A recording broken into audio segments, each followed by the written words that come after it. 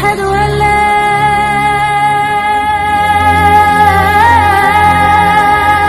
إله إلا الله أشهد أن لا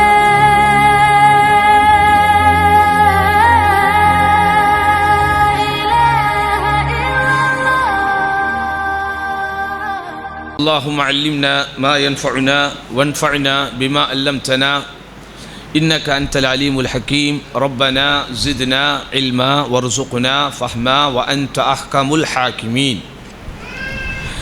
அன்பிற்கினிய சகோதரிகளே, தாய்மார்களே, எல்லாம் வல்ல அல்லாஹ்வின் பேரருளால் பெரும் கிருபையினால் நமது பள்ளியிலே வைத்து இந்த மாலை வேளையில் மழை பொழிகிற இந்த ரம்மியமான ஒரு சூழலில் அல்லாஹ்வினுடைய அருள் மழையென பொழிகிற அவனது இல்லத்தில் வைத்து இஸ்லாமிய குடும்பவியல் என்கிற ஒரு தலைப்பில் மாஷா அல்லாஹ் சில செய்திகளை பார்க்க போகிறோம். உண்மையில் குடும்பவியல் என்பது பேசப்பட்டு கொண்டே இருக்க வேண்டிய ஒரு முக்கியமான தலைப்பு. குடும்பம் என்று நாம் சொல்லுகிற போது நாம் நமது வீட்டுடைய பிரச்சனைகள், வீட்டுடைய நல்லது கெட்டது, வீட்டோடு சம்பந்தப்பட்ட விஷயங்கள் என்று நாம் நினைக்கிறோம். அது மேலோட்டமாக பார்க்கிற போது உண்மை என்று தெரியும்.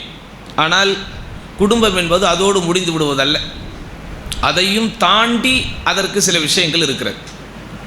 அல்லாஹ்வுடைய தூதர் ஸல்லல்லாஹு அலைஹி வஸல்லம் அவர்கள் தம் தோழர்களும் அல்லாஹ்வுடைய பாதையில் மார்க்கத்தை எடுத்து வைப்பதாகட்டும், மார்க்கத்தினுடைய விஷயத்திற்காக அவர்கள் பணிகள் புரிந்ததாகட்டும், அந்த பாதையில் அந்த பயணத்தில் அவர்கள் பட்ட கஷ்டங்களாகட்டும், அல்லது அந்த கஷ்டங்களை இன்முகத்தோடு அவர்கள் எதிர்கொண்டதாகட்டும், இவைகள் எல்லாமே அவர்களுக்கு ஏன் ஒரு இலகுவான ஒன்றாக இருந்ததென்றால் அல்லாஹ்வினுடைய அருளுக்கு பின் அவர்களது குடும்ப வாழ்க்கை நிம்மதியாக இருந்ததனால்தான். நீங்கள் சஹாபாக்களுடைய வரலாற்றை படித்து பார்த்தால் குடும்பவியல் பற்றி எந்த விஷயத்தை நாம் பேசுவதாக இருந்தாலும் நீங்கள் பெரும்பாலும் கணவன் மனைவி பிரச்சனைகள் அவர்கள் காலத்தில் எப்படி இருந்தது என்பதற்கு நீங்கள் எந்த பெரிய சம்பவங்களையும் எடுக்க முடியாது. கஷ்டப்பட்டிருக்கிறாங்க, சிரமப்பட்டிருக்கிறாங்க, பொருளாதார ரீதியாக சிரமப்பட்டிருக்கிறார்கள், ஏன்னா வறுமை ரீதியாக சிரமப்பட்டிருக்கிறார்கள்.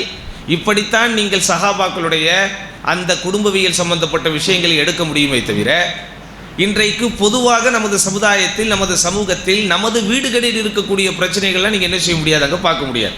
இப்போ சஹாபாக்கள்ல எந்த குடும்பத்திலாவது மாமியார் மருமகள் பிரச்சனை இருந்துச்சுன்னு ஏதாவது ஒரு சம்பவம் கேள்விப்பட்டிருக்கிறீங்களா? சொல்லுங்கள், எங்கேயா கேள்விப்பட்டிருக்கிறீங்களா? இவ்வளவு நாள் நம்ம குடும்பவியல் சம்மந்தப்பட்ட விஷயங்கள் எல்லாம் படிக்கிறோம், பார்க்குறோம், கேட்குறோம், அப்படிதானே? எங்காவது ஒரு குறிப்பிட்ட சஹாபியினுடைய மாமியார் தனது மருமகளை கொடுமைப்படுத்தினார், அல்லது மருமகள் மாமியாரை கொடுமைப்படுத்தினார், அல்லது கணவனுக்கும் மனைவிக்கும் புரிந்துணர்வு இல்லாமல் இருந்தது, அல்லது கணவன் மனைவியை கொடுமைப்படுத்தக்கூடியவராக இருந்தார், அல்லது மனைவி கணவனுக்கு கட்டுப்படாமல் இருந்தார், இப்படி இங்கே ஏதாவது ஒரு சம்பவத்தை பார்க்க முடியுமா? பார்க்க முடியாது. அவர்களிடத்திலும் குடும்பங்கள் இருந்தது, குடும்பங்கள் இல்லாமல் அவர்கள் இல்லை, மனைவி மக்கள் இல்லாமல் இல்லை, ஏன்னா குழந்தைகளை அவர்கள் வளர்க்காமல் இல்லை, எல்லா விஷயங்களும் அவர்களுடைய காலத்திலே இருந்தது. அப்போ நீங்கள் நினைக்கலாம், இல்லை அரபு சமூகத்திலேயே அப்படி இல்லை, அந்த மாதிரியான ஒரு விஷயமே அப்படின்னா இன்றைக்கும் அரபு சமூகத்தில் அந்த பிரச்சனைகள் இல்லாமல் இருக்கணும். நம்ம வீடுகளில் எப்படி மாமியார் மருமகள் பிரச்சனை இருக்கிறதோ அதே பிரச்சனை இப்போ எங்கே இருக்குது? அரபு நாடுகளிலும் இருக்கிறது. அப்போ நீங்கள் நன்றாக புரிந்து கொள்ளுங்கள், அந்த சஹாபாக்கள் என்கிற சமூகம் இஸ்லாமிய குடும்பவியலை எப்படி அவர்கள் புரிந்து உணர்ந்து செயல்பட்ட காரணத்தினால்தான் நம்ம என்ன செய்கிறோம், அல்ஹம்துலில்லாஹ், அவர்களுடைய குடும்பங்கள் நமக்கு முன்மாதிரியாக மட்டுமே இருக்கிறது. ஆமாவா இல்லையா? அப்போ இதில் நமக்கு தெரிந்து கொள்ள வேண்டிய விஷயம் என்ன? குடும்பம் என்பது அவர்களுக்கு நிம்மதியாக இருந்ததனால், பொதுவாக ஒரு கணவனாக ஒரு ஆண்மகன் தன்னுடைய மனைவியின் மூலம் என்ன மாதிரியான பிரச்சனைகளை இப்போது எதிர்கொள்கிறானோ, அல்லது ஒரு மனைவியானவள் தன்னுடைய கணவன் புறத்திலிருந்து என்ன மாதிரியான பிரச்சனைகளை இப்போது எதிர்கொள்கிறாளோ, அல்லது கணவனும் மனைவியும் சேர்ந்து தங்களுடைய குழந்தைகளை வளர்ப்பதில் என்ன மாதிரியான சவால்களை சந்திக்கிறார்களோ, இந்த மாதிரி பிரச்சனைலாம் இன்றைக்கி அவங்களுக்கு இல்லை. அதனால் அவர்களுடைய பொது வாழ்க்கை தூய்மையாக இருந்தது, அவர்களது மார்க்கத்தினுடைய விஷயங்கள் நேர்மையாக இருந்தது, அவர்களுடைய வணக்க வழிபாடு உயர்வாக இருந்தது. சரிதானா? நான் சொல்ல வர்றது உங்களுக்கு புரியுதா? அல்லாஹ்வுடைய தூதர் ஸல்லல்லாஹு அலைஹி வஸல்லம் போருக்கு வாங்க அப்படின்னோன்னா அவர்களால் வர முடிந்தது. அல்லாஹ்வுடைய பாதையிலே அள்ளி கொடுங்கள் என்று சொன்னபோது அவர்களால் எடுத்து கொடுக்க முடிந்தது. அப்போ இதெல்லாம் அவர்களுக்கு எப்படி சாத்தியப்பட்டது? அவர்களுடைய 24 மணி நேர சிந்தனையும் மார்க்கத்தை எத்தி வைக்க வேண்டும், மார்க்கத்தினுடைய செய்திகள் அடுத்த மக்களுக்கு கொண்டு போய் சேர்ப்பிக்க வேண்டும் என்கிற அந்த பொது வாழ்வு அவர்களுக்கு எப்படி தூய்மையாக இருந்தது என்றால் அதற்கு காரணம் அவர்களுடைய குடும்ப வாழ்வு நிம்மதியாக இருந்தது. எந்த சஹாபாக்களும் அல்லாஹ்வுடைய தூதர் ஸல்லல்லாஹு அலைஹி வஸல்லம் வந்து யா ரசூலல்லாஹ் இவளை நான் திருமணம் செய்து விட்டேன், செய்த நாளிலிருந்து எனக்கு ஒரே பிரச்சனையாக இருக்கிறது அப்படின்னு வந்து சொல்லலை. எந்த சஹாபிய பெண்மணியும் அல்லாஹ்வுடைய தூதரே இதோ இந்த மனிதரை அல்லது இந்த நபரை என்னுடைய பெற்றோர்கள் எனக்கு கல்யாணம் செய்து கொடுத்து விட்டார்கள், கல்யாணம் செய்த நாளிலிருந்து ஒரே பிரச்சனை அப்படின்னு அவங்களும் சொல்லலை. அல்லது எந்த ஒரு வயதான தம்பதி ஒரு பெரியவங்க வந்து அல்லாஹ்வுடைய தூதரே என்னுடைய மகனுக்கு இவளை நான் மருமகளாக எடுத்தேன், அவள் என்னுடைய வீட்டிற்கு வந்த நாளிலிருந்து எனக்கு ஒரே தொல்லை, ஒரே ஒரு சம்பவம் பார்க்க முடியுமா? 23 ஆண்டு கால ரசூலுல்லாஹி ஸல்லல்லாஹு அலைஹி வஸல்லம் அவர்களுடைய பொது வாழ்வில் நபித்துவ வாழ்க்கையில் நாம் இன்றைக்கு சந்திக்கிற எந்த பிரச்சனைகளுமே இல்லை. அப்போ இதிலிருந்து நமக்கு என்ன விளங்குகிறது? அந்த குடும்ப வாழ்க்கை அவர்களிடத்தில் நிம்மதியாக இருந்த காரணத்தினால்தான் அவர்களுடைய சிந்தனை உழைப்பு அனைத்தும் எதில் இருந்தது? எதில் மறந்துச்சு? அவங்களுடைய மார்க்க விஷயத்தில் இருந்துச்சு. இப்போ ஃபார் எக்ஸாம்பிள் உதாரணமாக உங்களுக்கு நான் சொல்கிறேன், உதாரணத்துக்கு தான் சொல்கிறேன், அல்லாஹ் நம்ம எல்லோருக்கும் நன்மைகளை தரட்டும். இப்போ குடும்ப ரீதியான பிரச்சனைகளை நம்ம எல்லாரும் எதிர்கொள்கிறோம், நம்ம தானே? யாராவது சொல்லுங்க பாப்பா எங்கள் ஃபேமிலியில் எங்களுக்கு பிரச்சனையே இல்லைன்னு சொல்கிறவங்க ஒரு ஆள் கை தூக்குங்க. நானும் கை தூக்க முடியாது, நீங்கள் நானும் மட்டும் கிடையாது, உலகத்தில் இருக்கிற எல்லாருமே. நம்ம நாட்டினுடைய முதலமைச்சரையே கூப்பிட்டு வந்து உட்கார்ந்து மிஸ்டர் ஸ்டாலின் உங்கள் குடும்பத்தில் பிரச்சனையே இல்லையா கை தூக்குங்கன்னா அவர் கூட கை தூக்க முடியாது. சரி அவர் விடுங்க, மார்க்கம் என்கிற வட்டத்திற்கு வெளியே இருக்கிறார். நான் மிக மிக பெரிதாக மதிக்கிற ஒரு பெரிய ஷேக்கை கொண்டு வந்து இங்கே உட்கார வைத்து, ஷேக் அவர்களே அல்லாஹ்வின் மீது சத்தியம் செய்து சொல்லுங்கள் உங்கள் குடும்பத்தில் ஒரு பிரச்சனையும் இல்லையான்னு கேட்டால் அவர் என்ன செய்ய முடியாது? என்னமா செய்ய முடியாது? கை தூக்க முடியாது. அப்போ சிக்கல்கள் இன்றைக்கு நாம் சந்தித்து கொண்டு தான் இருக்கிறோம், ஆமாவா இல்லையா? எல்லாருடைய வாழ்க்கையிலும் இன்றைக்கு பிரச்சனைகள் இருக்கிறது. இப்போ இந்த பிரச்சனை எது வரைக்கும் இருக்கும்? இப்போ ஃபார் எக்ஸாம்பிள் எனக்கும் என் ஒய்ஃபுக்கு ஒரு பிரச்சனை, உதாரணத்துக்கு சண்டைலாம் இல்லை, சும்மா சொல்கிறேன், எனக்கு ஒய்ஃபுக்கு சண்டை வந்துருச்சுன்னு வைங்களேன். இந்த சண்டையை பற்றி எது வரைக்கும் நான் யோசிச்சுக்கிட்டு இருப்பேன் தெரியுமா? இதுக்கு மேலே ஒரு முக்கியமான ஒரு விஷயம் இருக்குது பாருங்க. எது? எனக்கு வேலை. நான் ஒரு இடத்துல வேலை பார்க்குறேன்ல, இப்போ அந்த வேலையில் எனக்கு ஒரு பிரச்சனை வந்துருச்சு. இப்போ நான் வந்து என் புருஷன் முண்டாட்டி சண்டையை பற்றி யோசிப்பேனா என் வேலையை பற்றி யோசிப்பேனா? சொல்லுங்கம்மா. அப்போ இந்த சண்டை சச்சரவுலாம் எது வரைக்கும் தான்? அந்த சண்டை சச்சரவுகளை மறைக்கிற அளவிற்கு ஒரு பெரிய பிரச்சனை நடக்கும் வரைக்கும் தான். சரி, அடுத்த ஒரு மனுஷனுக்கு வேலையில் பிரச்சனை, ரொம்ப கஷ்டமா, ஆஹா வேலையில் இப்படி ஆயிடுச்சு அப்படி ஆயிடுச்சு, எவ்வளோ நாள் இந்த வேலையை பற்றி அவன் யோசிப்பான்? அவன் உடலுக்கு ஒரு பிரச்சனைன்னு சொன்னால் என்ன ஆகிடும்? எதுவும் மறந்துடுவான், அவன் வேலை சம்பந்தப்பட்ட பிரச்சனையும் மறந்துடுவோம், இப்படிதானே? அப்போ யோசிச்சு பாருங்க, அல்லாஹ்வுடைய தூதர் ஸல்லல்லாஹு அலைஹி வஸல்லம் அவர்களது காலத்தில் அந்த உம்மத்தில் அந்த குடும்பம் என்பது அவர்களுக்கு நிம்மதியாக இருக்கக்கூடிய ஒரு இடமாக இருந்த காரணத்தினால்தான் அவங்களால் என்ன செய்ய முடிஞ்சது? மார்க்க விஷயத்தில் அவர்களால் ஈடுபாட்டுடன் இருக்க முடிந்தது. ஆனால் நாம் நமக்கிடையில் நடக்கக்கூடிய சிக்கல்களையும் பிரச்சனைகளையும் பெரிதாக ஆக்கி ஆக்கி ஆக்கி அதை பற்றியே யோசித்துக் கொண்டிருப்பதனால் நம்மளால் அடுத்த விஷயத்தில் என்ன செய்ய முடியாது? நிம்மதியாக ஈடுபடும். அதனால் குடும்பவியலை பற்றி கட்டாயம் நாம் அவ்வப்போது பேச வேண்டும். ஏனென்றால் உலகத்தில் பொது வாழ்க்கை என்று நாம் சொல்லிக்கொண்டாலும், வெளியிலே நாம் வாழக்கூடிய வாழ்க்கை என்று சொல்லிக்கொண்டாலும், எந்த நபராக இருந்தாலும் எல்லோருக்கும் அல்லாஹ் குடும்பத்தை வைத்திருக்கிறார். குடும்பம் என்பது முக்கியம் என்பதனால் தான் அல்லாஹ் சுப்ஹானஹு வ தஆலா ஆதம் அலைஹிஸ்ஸலாத்து வஸ்ஸலாம் அவர்களுக்கு முதலில் கொடுத்தது யாரை? ஹவ்வா என்கிற துணையை கொடுத்தார். சொர்க்கத்தில் இல்லாத சுகங்களா, சொர்க்கத்தில் இல்லாத இன்பங்களா, சொர்க்கத்திலே இல்லாத நிம்மதியா? இப்படிதானங்க அல்லாஹ் சுப்ஹானஹு வ தஆலா ஆதம் அலைஹிஸ்ஸலாத்து வஸ்ஸலாம் அவர்களை ஆரம்பமாக முதலாக சொர்க்கத்திலே படைத்து அவர்களை வாழ்வதற்குண்டான வாய்ப்பையும் பாக்கியத்தையும் கொடுத்தாலும் அதில் ஏராளமான கனிவர்க்கங்கள் உட்பட எல்லா நிம்மதிகளும் ஆனந்தங்களும் சந்தோஷங்களும் அல்ல குறையாத எல்லாம் இருந்தாலும் அதெல்லாம் மனுஷனுக்கு என்ன செய்யாது? பத்தாது என்பதனால் தான் அல்லாஹ் சுப்ஹானஹு வ தஆலா ஆதம் அலைஹிஸ்ஸலாம் அவர்களுக்கு யாரை கொடுத்தான்? ஹவ்வா என்கிற துணையை கொடுத்தான். அப்போ அதிலிருந்து நான் புரிந்து கொள்ள வேண்டும் குடும்பம் என்பது எவ்வளவு முக்கியம். அப்போ இஸ்லாமிய குடும்பவியலில் முதலில் நீங்கள் தெரிந்து கொள்ள வேண்டிய விஷயம் என்ன? குடும்பம் என்பது ஒரு அருட்கொடை. குடும்பங்கிறது என்னது? நிஅமா, அது ஒரு பிளெஸிங், அது நிஅமா, அல்லாஹ்வின் புறத்திலிருந்து நமக்கு கிடைத்திருக்கக்கூடிய அருட்கொடை அப்படிங்கிறத முதல்ல நம்ம உணரணும். அல்லாஹ்வின் அருட்கொடை என்று உணர்ந்தால்தான் அதை அல்லாஹ் நமக்கு கொடுத்திருப்பதற்காக நாம் அல்லாஹ்வுக்கு நன்றி செலுத்துவோம், நன்றி செலுத்தக்கூடிய காரியத்திலே இறங்குவோம். அல்லாஹ் சுப்ஹானஹு வ தஆலா கணவன் மனைவி இணையக்கூடிய இந்த வாழ்க்கை குறித்து சொல்லுகிற போது எப்படி சொல்கிறான்? வமின் ஆயாத்திஹி, அவனுடைய அத்தாட்சிகளில் இருந்து உள்ளது. அத்தாட்சி என்பது அருட்கொடையை விட பெரிது, நன்றாக புரிந்து கொள்ளுங்கள். அல்லாஹ்வுடைய வசனங்களின்படி ஆயாத் அத்தாட்சிகள் என்று சொல்லக்கூடிய வார்த்தை என்பது எதை விட கனமானது? நிஅமத் என்று நாம் சொல்லுகிற அருட்கொடையை விட ஆகப்பெரிய வார்த்தை. அப்படிப்பட்ட ஒரு வார்த்தை அல்லாஹ் பயன்படுத்தி அன் ஹலகலக்கும் மின் அன்ஃபுசிக்கும் அஸ்வாஜா லிதஸ்குனு இலைஹா, அவனுடைய அத்தாட்சிகளில் நின்றும் உள்ளது உங்கள் இனத்திலிருந்தே அவன் உங்களுக்கு ஒரு துணையை தந்திருக்கிறான். அது என்ன உங்கள் இனத்திலிருந்தே ஒரு துணை அப்படின்னா நீங்க புரிஞ்சுக்கணும், இந்த உலகத்தில் அல்லாஹ் தன்னை வணங்குவதற்கு மனித இனங்களை மட்டும் வைத்திருக்கிறானா, அதோடு சேர்த்து ஜின்னினங்களையும் வைத்திருக்கிறானா? சொல்லுங்க, நம்ம மட்டும் தான் அல்லாஹ் வணங்குறோமா, இல்ல ஜின்களும் அல்லாஹ்வை வணங்குகிறதா? அல்லாஹ் அவனுடைய ஷரியத்திலே அல்லாஹ் காப்பாற்ற வேண்டும். ஒரு பேச்சுக்கு சொல்கிறேன், மனித இனத்தில் உள்ள ஆணுக்கும் ஜின்னினத்தில் உள்ள பெண்ணுக்கும் திருமணம் செய்து கொள்ளலாம், அல்லது மனித குலத்திலே இருக்கிற பெண்ணுக்கும் ஜின் இனத்திலே இருக்கிற ஆணும் திருமணம் செய்து கொள்ளலாம்னா என்ன ஆகும்? யோசிச்சு பாருங்க. சமயத்தில் சண்டை போட்டாவே உண்மையான பொண்டாட்டியே ஜின்னு மாதிரி தான் ஆடுறான், அல்லது உண்மையான மனித இடத்திலே இருக்கிற கணவனே அவருடைய செய்கைகளை எல்லாம் பார்க்கும்போது ஜின்னு மாதிரி தான் இருக்கு. அப்போ அல்லாஹ் சுப்ஹானஹு வ தஆலா அவனை வணங்குவதற்கு மனித இனத்தை தாண்டி ஜின்னினத்தை படைத்திருந்தால் கூட திருமண வாழ்க்கை என்று வருகிற போது, ஒரு ஆணுக்கு பெண் பெண்ணுக்கு ஆண் என்கிற துணைகள் குறித்து சொல்லுகிற போது, உங்கள் இனத்திலிருந்தே மனித இனத்திலிருந்தே அல்லாஹ் உங்களுக்கு துணைகளை தந்திருக்கிறான். எதற்கு? லிதஸ்குனு இலைஹா, அந்த துணைவியரின் மூலம் நீங்கள் சகீனத் என்கிற பேரமைதியை பெற வேண்டும். அப்போ குடும்பவியலுடைய குறிக்கோளே ஆண்களாக இருந்தாலும் பெண்களாக இருந்தாலும் தெளிவாக தெரிந்து கொள்ள வேண்டும், என்னுடைய குடும்பத்தில் சகீனத் என்கிற பேரமைதி வருவதற்கு நான் காரணமாக இருக்க வேண்டும். சகீனத் என்றால் என்ன அர்த்தம்? நிம்மதி, அமைதி, ஆனந்தம். ஒரு கஷ்டத்திற்கு பிறகு உருவாகக்கூடிய ஒரு லேசு, ஒரு அச்சம் இல்லாமல், ஒரு பதட்டம் இல்லாமல், ஒரு படபடப்பு இல்லாமல், அல்லது ஒரு பரபரப்பு இல்லாமல், இந்த கடல் அலைகளை போல எப்போது பார்த்தாலும் பிரச்சனைகளை உண்டு பண்ணி கொண்டு வராமல் ஒரு நிசப்தமான சூழலில் வாழ்வதற்கு பேர் தான் சகீனத். உதாரணமா ரசூலுல்லாஹி ஸல்லல்லாஹு அலைஹி வஸல்லம் அவர்கள் சொன்னார்கள், தொழுகைக்காக நீங்கள் வரும்போது இமாம் தொழுகையே துவங்கிவிட்டாலும் நீங்கள் வேகமாக ஓடி வரக்கூடாது. அப்ப எப்படி வரணும்? வஅலைக்குமுஸ் ஸகீனா, சகீனத் என்கிற அமைதியை கொண்டு வாருங்கள்.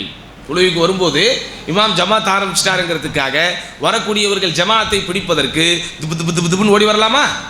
சில பேர் வருவான், நீங்க பார்த்தீங்கன்னா கவனிச்சிங்கன்னா உங்களுக்கு தெரியும், ஆண்கள் பகுதியில் என்ன செய்வாங்க, கரெக்டாக தொழுகை நடந்துக்கிட்டு இருக்கிற வரைக்கும் வெளியே தான் நிற்பாங்க. இக்காமத் சொன்ன உடனே தான் அவர் ஒது செய்யவே போவார், அல்லது இக்காமத்து சொன்ன உடனே தான் அவர் சிறுநீர் கழிக்கவே போவார். அப்போ அவருடைய சிறுநீர் தேவையை முடித்து விட்டு ஒது செய்து விட்டு வர்றதுக்குள்ள இமாம் சூரத்துல் ஃபாத்தியாவை ஓதி துணை சூரா ஓதி ருக்கு செய்வதற்கு போன உடனே அங்கிருந்து ஓட்டப்பந்தயத்தில் ஓடுற மாதிரி குட்டு குட்டு குட்டு குட்டு குட்டுன்னு வருவார். இப்படி வரலாமா? வரக்கூடாது. ரசூலுல்லாஹி ஸல்லல்லாஹு அலைஹி வஸல்லம் தடுக்கிறாங்க. நீங்கள் இமாம் தொழுகையே துவங்கி விட்டாலும் தொழுகைக்கு நீங்கள் போகும்போது எப்படி போகணும்? அமைதியாக நீங்கள் செல்ல வேண்டும் என்பதை அல்லாஹ்வுடைய தூதர் சொல்லுகிற போது வஅலைக்குமுஸ் ஸகீனா, சகீனத் என்கிற அமைதியை நீங்கள் கடைபிடிக்க வேண்டும்ங்கிறாங்க. அப்போ இந்த ரெண்டு வார்த்தையை நீங்க என்ன செய்யணும்? மேட்ச் பண்ணணும். இந்த வார்த்தை உங்களுக்கு ஆணுக்கு பெண்ணையும் பெண்ணுக்கு ஆணையும் நான் துணையாக ஏற்படுத்தி கொடுத்திருப்பது சகீனத் என்கிற அமைதியை பெறுவதற்கு. இந்த சகீனத் என்கிற வார்த்தையின் அர்த்தத்தினுடைய வீரியத்தை நாம் புரிந்து கொள்வதற்கு அல்லாஹ்வுடைய தூதர் ஸல்லல்லாஹு அலைஹி வஸல்லம் எங்க பயன்படுத்துறாங்க அந்த வார்த்தையை? தொழுகைக்கு வரும்போது எப்படி வரணும்? நீங்க சகீனத், அமைதியா வரணும். ஏன்? நீங்கள் அல்லாஹ்வோடு உறவாடுவதற்கு வருகிறீர்கள், அல்லாஹ்வோடு உரையாடுவதற்கு வருகிறீர்கள். அப்படிதானா? அல்லாஹ் உங்கள் மீது விதித்திருக்கிற கடமையை நிறைவேற்றுவதற்காக வருகிறீர்கள்.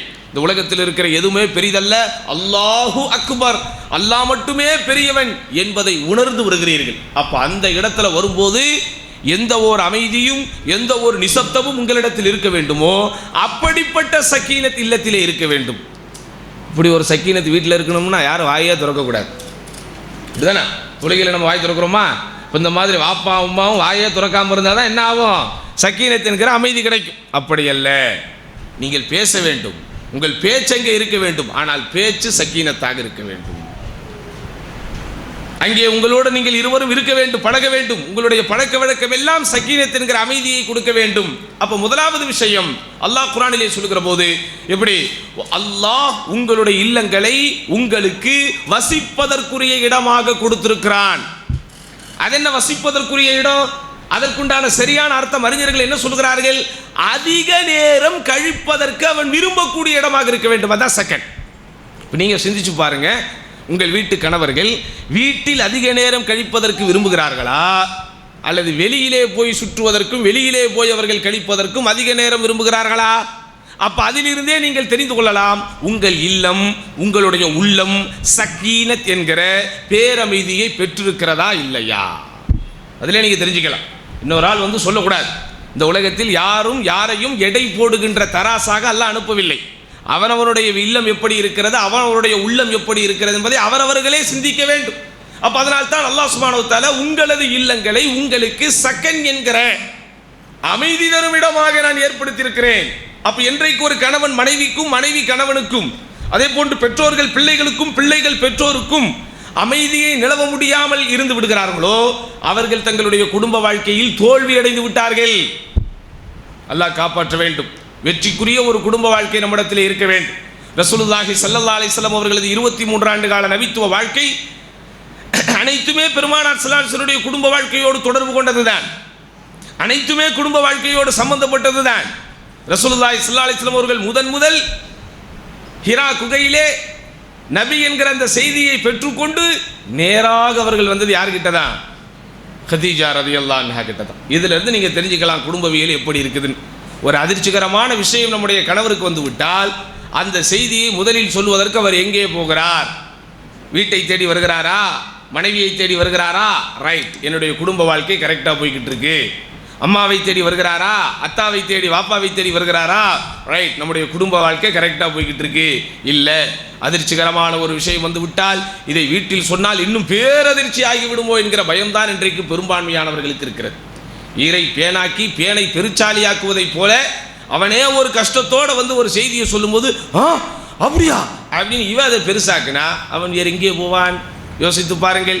ரசூலுல்லாஹி ஸல்லல்லாஹு அலைஹி வஸல்லம் அவர்களுக்கு மிகப்பெரிய அதிர்ச்சி, வாழ்க்கையின் முதல் அந்த அதிர்ச்சியை பார்க்கிறார்கள்.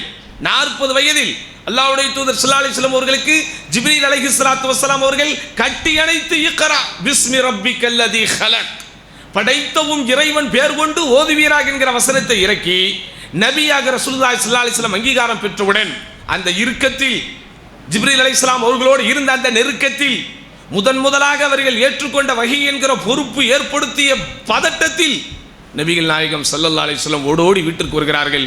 ஜம்மிலூனி ஜம்மிலூனி, போர்வையை எனக்கு போர்த்தி விடுங்கள், போர்வையை போர்த்தி விடுங்கள்ங்கிறாங்க. கதீஜா ரலியல்லாஹு அன்ஹா ரசூல் ஸல்லல்லாஹு அலைஹி வஸல்லம் அவர்களை விட நமக்கு தெரியும் வயதிலே மூத்தவர்கள். இருந்தாலும் அல்லாஹ்வின் தூதர் ஸல்லல்லாஹு அலைஹி வஸல்லம் அவர்களை எந்த அளவிற்கு அரவணைத்தார்கள், எந்த அளவிற்கு அல்லாஹ்வின் தூதர் ஸல்லல்லாஹு அலைஹி வஸல்லம் உணர்வுகளை புரிந்து கொள்ளார்கள். நீங்கள் பயப்படாதீர்கள், நீங்கள் கவலைப்படாதீர்கள், அல்லாஹ் உங்களை கைவிட மாட்டான் அப்படின்னு சொல்லி கணவரிடத்தில் இருக்கக்கூடிய நற்குணங்களை எல்லாம் பட்டியலிட்டு ரசூல் ஸல்லல்லாஹு அலைஹி வஸல்லம் அவர்கள் அதி தீவிரமாக மிகுந்த பொறுப்புணர்ச்சியோடு, மிகுந்த ஆர்வத்தோடு, விருப்பத்தோடு பொதுப்பணியில் ஈடுபடுவதற்கு அல்லாஹ் கதீஜா ரலியல்லாஹு அன்ஹா என்கிற அல்லாஹ்வின் தூதர் ஸல்லல்லாஹு அலைஹி வஸல்லம் குடும்பத்தை சார்ந்த பெண்மணியைத்தான் காரணியாக ஆக்கியிருக்கிறார். அதனால தான் இஸ்லாமை ஏற்ற முதல் பங்கு கதீஜா ரலியல்லாஹு அன்ஹா அவர்களுக்கு கிடைக்கிறது. ஆண்கள் இஸ்லாத்தை ஏற்றவர் யார் முதல்ல கேட்டால் நம்ம யாரை சொல்கிறோம்? யாரம்மா சொல்கிறோம்? அபூபக்கர் ரலியல்லாஹு அன்ஹு சொல்கிறோம். அந்த அபூபக்கர் ரலியல்லாஹு அன்ஹு ஆண்களில் முதலில் இஸ்லாத்தை ஏற்றார். பெண்களில் முதல்ல இஸ்லாத்தை ஏற்றது யாரு? யாருமா? கதீஜா ரலியல்லாஹு. ஆனால் 2 பேர்ல முதல்ல இஸ்லாத்தை ஏற்றது யாரு? கதீஜா ரலியல்லாஹு. பாருங்க, மார்க்கத்தை ஏற்றுக்கொள்ளக்கூடிய பாக்கியத்தை முதலில் அல்லாஹ் சுப்ஹானஹு வ தஆலா குடும்பத்திலிருந்து தான் துவக்குகிறான். சரிதானா? அல்லாஹ்வுடைய தூதர் ஸல்லல்லாஹு அலைஹி வஸல்லம் அவருடைய குடும்ப உறுப்பினர்களுக்கு மட்டும் தூதுவரா? ரசூலுல்லாஹி ஸல்லல்லாஹு அலைஹி வஸல்லம் வாழ்க்கை என்ன அவருடைய குடும்பத்திற்காக மட்டுமே போனதா? இல்லையே. பொதுமக்களை சந்தித்து, ஒவ்வொரு நாளும் மக்களை சந்தித்து, படைப்புகளை வணங்காதீர்கள், படைத்தவனை மட்டுமே வணங்குங்கள், லாத்து உஸ்ஸா மனாத்து யஊஸ் யஊக் நஸ்ர் ஹுபல் என்பன போன்ற பெயர்கள் இருக்கிற இந்த சிற்பங்களை வணங்காதீர்கள், இவைகளெல்லாம் மனிதர்களால் உருவாக்கப்பட்டவை, இவைகளையும் உங்களையும் என்னையும் எல்லாரையும் படைத்த அல்லாஹ்வையே வணங்குங்கள் என்று ஒட்டுமொத்த மக்களுக்கும் தூது செய்தியை எட்டி வைத்தாலும் அல்லாஹ்வுடைய தூதர் ஸல்லல்லாஹு அலைஹி வஸல்லம் அவர்களுடைய அந்த இஸ்லாம் என்கிற அந்த அழைப்பு பணியை முதலில் ஏற்றுக்கொள்கிற பாக்கியத்தை எல்லாம் குடும்பத்திலிருந்து தான் ஆரம்பிக்கிறாங்க. அதனால் குடும்பவியலுங்கிறது ரொம்ப முக்கியம். ரசூலுல்லாஹி ஸல்லல்லாஹு அலைஹி வஸல்லம் தான் குடும்பத்துக்கு ரொம்ப முக்கியத்துவம் கொடுத்தாங்க. அல்லாஹ்வின் தூதர் ஸல்லல்லாஹு அலைஹி வஸல்லம் அவர்கள் ஆரம்ப காலம் முழுவதும் தன்னுடைய குடும்பத்திற்குள் தான் மார்க்கத்தை சொன்னார்கள். குடும்பத்திலே உள்ள உறுப்பினர்கள் தான் ரசூல் ஸல்லல்லாஹு அலைஹி வஸல்லம் அவர்களுக்கு உதவியாக இருந்தார்கள். தன்னுடைய குடும்பத்திலே இருக்கிற எல்லோரையும் கூப்பிட்டு வைத்துதான் ரசூலுல்லாஹி ஸல்லல்லாஹு அலைஹி வஸல்லம் அவர்கள் முதலாக பிரச்சாரத்தை துவங்குகிறார்கள். எல்லாத்தையும் கூப்பிடுறாங்க ரசூல் ஸல்லல்லாஹு அலைஹி வஸல்லம். தன்னுடைய மாமி சஃபியா ரலியல்லாஹு அன்ஹா அவர்கள் உட்பட, குறைஷி குலத்தை சார்ந்த பிரமுகர்கள் உட்பட, பனு ஹாஷிம் என்கிற தங்களுடைய குடும்ப உறுப்பினர்கள் உட்பட, தான் பெற்ற ஃபாத்திமா ரலியல்லாஹு அன்ஹா மகள் உட்பட எல்லாத்தையும் கூப்பிட்டு தனித்தனியாக ரசூலுல்லாஹி ஸல்லல்லாஹு அலைஹி வஸல்லம் வெற்றி வைக்கிறார்கள். ஃபாத்திமா கிட்ட சொல்லும்போது, சலீனி மா ஷி'தி மினத் துன்யா, இந்த உலகத்திலே நீ விரும்பியதை என்னிடத்திலே கேள் மகளே, முடிந்ததை தருகிறேன், இல்லையே அல்லாஹ் உனக்கு தரக்கூடிய எதையும் என்னால் தடுக்க முடியாது. சுப்ஹானல்லாஹ். அல்லாஹ்வுடைய தூதர் ஸல்லல்லாஹு அலைஹி வஸல்லம் அன்பு மகள் ஃபாத்திமா ரலியல்லாஹு அன்ஹா ரசூலுல்லாஹ்வை ஏற்றுக்கொள்கிறார்கள். ரசூலுல்லாஹ்வுடைய மனைவி கதீஜா ரலியல்லாஹு அன்ஹா ஏற்றுக்கொள்கிறார்கள். ரசூலுல்லாஹ்வுடைய மாமி சஃபியா ரலியல்லாஹு அன்ஹா ஏற்றுக்கொள்கிறார்கள். அபூ தாலிப் என்கிற சிறிய தந்தை ஏற்றுக்கொள்ளவில்லை. ஆனால் அதே வேளையிலே அலி ரலியல்லாஹு அன்ஹு ஏற்றுக்கொள்கிறார்கள். ஜாஃபர் இப்னு அபூ தாலிப் ஏற்றுக்கொள்கிறார்கள். பனு ஹாஷிம் குடும்பத்திலே சில பேர் ஏற்றுக்கொள்கிறார்கள். சுப்ஹானல்லாஹ். அந்த குடும்ப கட்டமைப்பு அல்லாஹ்வுடைய தூதர் ஸல்லல்லாஹு அலைஹி வஸல்லம் அவர்களுக்கு முதலில் சீராகிறது. அதனால தான் அல்லாஹ் கட்டளை போடும்போது வஅமுர் அஹ்லக பிஸ்ஸலாஹ், நபியே உமது குடும்பத்தினருக்கு நீங்கள் தொழுகையை கொண்டு ஏவுவீராக. நான் மட்டும் தொழுதா பெருசில்லை, என் மனைவி தொழுவணும், என் மக்கள் தொழுவணும், என்னுடைய குடும்பத்தில் உள்ள எல்லாரும் தொழுவணும். அப்போ அதனால தான் வஅமுர் அஹ்லக பிஸ்ஸலாஹ், நபியே உம்முடைய குடும்பத்தினருக்கு நீங்கள் தொழுகையை கொண்டு ஏவுங்கள். வஸ்தபிர் அலைஹா, அதிலே நீங்கள் தொடர் பொறுமையை காட்டுங்கள். பொறுமை என்கிற வார்த்தைக்கு குர்ஆனில் வஸ்பிர் அப்படின்னு வரும், சபர் அப்படின்னு வரும். ஆனால் குடும்பத்திற்கு நீங்கள் தொழுகையை கொண்டு ஏவுங்கள் என்பதை சொல்லுகிற போது வஸ்பிர் என்று வரவில்லை, வஸ்தபிர் என்று வருகிறது. வஸ்தபிர் என்றால் என்ன? தொடர்ச்சியான பொறுமை. மற்றவங்களுக்கெல்லாம் நீங்கள் ஒரு வாட்டி சொன்னீங்கன்னா உங்கள் கடமை கழிந்ததாக கருதப்படும். ஆனால் மனைவிக்கு மக்களுக்கு ஒரு வாட்டி சொன்னால் கடமை கழிந்ததாக என்ன செய்யாது, கருதப்படவே படாது. தெளிவாக புரிஞ்சுக்கணும். பிறருக்கு சொல்வதற்கும் குடும்பத்திற்கு சொல்வதற்கும் ஊராருக்கு சொல்வதற்கும் என் வீட்டாருக்கு சொல்வதற்கும் வித்தியாசம் இருக்கிறது. வீதியில் இருப்பவர்களுக்கு சொல்பவர்களுக்கும் என் வீட்டிலே இருப்பவர்களுக்கு சொல்பவர்களுக்கும் வித்தியாசம் இருக்கிறது. வெளியிலே உள்ளவர்களுக்கு நான் ஒரு முறை சொன்னேன் என்று வைத்துக் கொள்ளுங்கள், என் கடமை முடிஞ்சுது. ஆனால் என் மனைவிக்கும் மக்களுக்கும் என் பெற்றோருக்கும் உற்றோருக்கும் என் குடும்பத்தை சார்ந்தவர்களுக்கும் ஒரு முறை மட்டும் நான் சொல்லிவிட்டேன், என் கடமை கடிதது என்று நான் இருக்க முடியாது. ஏன்? அல்லாஹ் சொல்லுகிறான் வஸ்தபிர். வஸ்தபிர்னா என்னது? என்னது? தொடர் பொறுமை. தொடர் பொறுமைங்கிறது எப்படி நீங்கள் கடைபிடிக்க முடியும்? தொடர்ச்சியாக சொல்லிக்கொண்டே இருந்தால் தான் கடைபிடிக்க முடியும். யோசிச்சு பாருங்க, குடும்பத்துக்கு அல்லாஹ்வுடைய தூதர் அல்லாஹ் சுப்ஹானஹு வ தஆலா அல்லாஹ்வுடைய தூதர் ஸல்லல்லாஹு அலைஹி வஸல்லம் அவர்களுக்கு இறக்கப்பட்ட நேரடியாக அல்லாஹ்வின் தூதர் ஸல்லல்லாஹு அலைஹி வஸல்லம் உரையாடுகிற இந்த வசனத்தின் மூலம் எவ்வளவு பெரிய முக்கியத்துவத்தை தந்திருக்கிறான் பாருங்கள். அதனால்தான் குடும்ப கட்டமைப்பு சீராக இருக்க வேண்டும் என்பதற்குண்டான அத்துணை வழிகளையும் அல்லாஹ்வுடைய தூதர் ஸல்லல்லாஹு அலைஹி வஸல்லம் சொன்னார்கள். துறவரத்தை இஸ்லாமிய மார்க்கம் ஒருபோதும் ஏற்றுக்கொள்ளவில்லை. தேவையில்லாத காரணத்திற்காக திருமணத்தை தள்ளி போடுவதை இஸ்லாமிய மார்க்கம் அங்கீகரிக்கவில்லை. யா மாஷர ஷபாப், ஓ இளைஞர்களே, மனிஸ்ததா மின்குமுல் பாஅத ஃபல்யதஸவ்வஜ், திருமண பருவத்தை, திருமணம் செய்து மனைவியோடு வாழக்கூடிய ஒரு பருவத்தை, வலிமையை, பொருளாதார சக்தியை அடைந்து விட்டால் நீங்கள் உடனே திருமணம் செய்து கொள்ளுங்கள். ஃபஇன்னஹு அகதுல் லில் பஸரி வ அஹ்ஃபதுல் லில் ஃபர்ஜி, அது உங்களுடைய பார்வையை தாழ்த்தும், கருப்பை காக்கும்.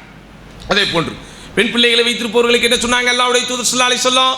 இதா கதப இலைக்கும் மிம்மன் தர்தௌன தீனக்கும் வ குலுகஹும், யாருடைய மார்க்கத்தையும் யாருடைய ஒழுக்கத்தையும் நீங்கள் பொருந்திக் கொள்வீர்களோ, யாருடைய மார்க்கத்தை குறித்தும் ஒழுக்கத்தை குறித்தும் நீங்கள் திருப்தி அடைவீர்களோ, அவர்கள் உங்களிடம் வந்து பெண் கேட்டால் உங்களுடைய பிள்ளைகளை உடனே திருமணம் செய்து கொடுத்து விடுங்கள், தாமதப்படுத்தாதீங்க.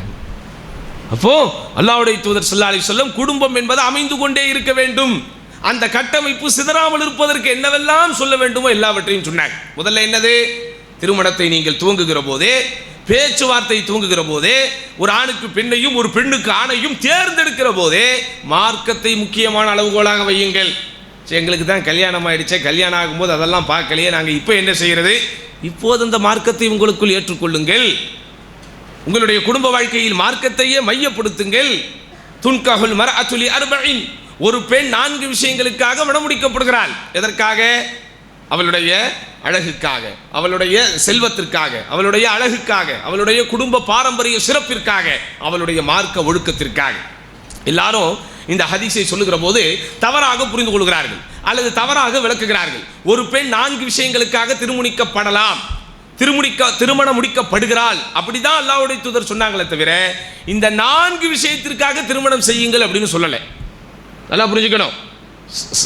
நார்மலாக சமுதாயத்திலே இருக்கிற ஒரு வழக்கத்தை அல்லாஹ்வுடைய தூதர் சொல்லுகிறார்கள். 4 விஷயத்திற்காக பொதுவாக பெண்கள் திருமணம் செய்யப்படுகிறார்கள். இதை தாண்டி ஒரு விஷயம் கிடையாது. இது அந்த காலத்திலிருந்து இந்த காலம் வரைக்கும் அல்ல, எந்த காலத்திலும் பொருந்தக்கூடியது. இப்போ அந்த பெண்ணை ஏன் கல்யாணம் செய்ய விரும்புகிறான், அல்லது அந்த பெண்ணை ஏன் இவர் வீட்டிலே தேர்ந்தெடுக்கிறார்கள்? நல்ல பணக்கார வீட்டு பொண்ணாக இருக்குது, அல்லது அழகான பொண்ணாக இருக்குது, அல்லது நல்ல ஹான்தான் நல்ல பெரிய குடும்பத்தை சார்ந்த பெண்ணாக இருக்குது. இதுதான் இந்த துனியாவிலே உள்ளவர்கள் பார்க்கிற காரணம். ஆனால் மார்க்கத்தை ஏற்றிருக்கிற, மார்க்கத்தை பின்பற்றுகிற, அல்லாஹ்வின் தூதர் ஸல்லல்லாஹு அலைஹி வஸல்லம் உடைய சுன்னாவை உயிர்ப்பிக்கிற நம்போன்றவர்கள் எதை பார்க்கணும்? ஃபதுஃபர் பிதாத்தித்தீன், மார்க்கம் உள்ள பெண்ணை தேர்ந்தெடு. தர்ரிபத் யதாக், அப்படி இல்லைன்னா உன்னுடைய கரங்கள் இரண்டும் மண்ணை கவட்டும். அப்போ எங்கே குடும்பத்தை நடத்தக்கூடிய இடத்தில் மார்க்கம் என்கிற ஒன்று இல்லாமல் போகிறதோ அங்கேதான் சிக்கல்கள் வருகிறது, அங்கேதான் பிரச்சனைகள் வருகிறது. அப்போ கணவனுக்குரிய சிறப்பு தகுதியாகவும் மனைவிக்குரிய சிறப்பு தகுதியாகவும் எப்போது மார்க்கம் என்கிற ஒரு விஷயம் அமைந்து விடுமோ அந்த குடும்பம் நிச்சயமாக நிம்மதியாக இருக்கும். அந்த குடும்பத்தினால் மட்டும்தான் இஸ்லாமிய சட்டவியலை பின்பற்ற முடியும். நல்லா புரிஞ்சுக்கங்க. மார்க்கத்தை ஏன் அடிப்படையாக வைக்க வேண்டும் என்று மார்க்கம் சொல்லுகிறது என்றால் அவர்களால் மட்டும்தான் இதை பின்பற்ற முடியும். அவர்களால் மட்டும்தான் குடும்பத்தினுடைய சந்தோஷத்திற்கு இஸ்லாம் காட்டக்கூடிய வழிகளை ஏற்றுக்கொள்ள முடியும். நபிகள் நாயகம் ஸல்லல்லாஹு அலைஹி வஸல்லம் அவர்களுக்கு 11 மனைவிகள் இருந்தார்கள் என்பது நமக்கு தெரியும். அல்லாஹ்வுடைய தூதர் ஸல்லல்லாஹு அலைஹி வஸல்லம் விட வயதில் மூத்தவர்கள், அல்லாஹ்வுடைய தூதரோடு சம வயதிலே உள்ளவர்கள், அல்லாஹ்வின் தூதரை விட 10-15 வயது சிறியவர்கள், அல்லாஹ்வின் தூதரை விட 20-30 வயது விட சிறி, இப்படி எல்லா வயது வித்தியாசத்திலும் அல்லாஹ்வின் தூதருக்கு மனைவியர்கள் இருந்தார்கள். எல்லோரோடும் அல்லாஹ்வுடைய தூதர் ஸல்லல்லாஹு அலைஹி வஸல்லம் சந்தோஷமாகத்தான் வாழ்ந்தார்கள். எல்லோரோடும் அல்லாஹ்வுடைய தூதர் ஸல்லல்லாஹு அலைஹி வஸல்லம் குடும்பம் சந்தோஷமாகத்தான் இருந்தது. ஒரு கட்டத்தில் அவர்களுக்கிடையில் சின்ன சின்ன பிணக்குகள் வந்த நேரத்திலே அல்லாஹ் ஒரு வசனத்தை இறக்குகிறான். அந்த வசனத்தினுடைய கருத்து என்ன?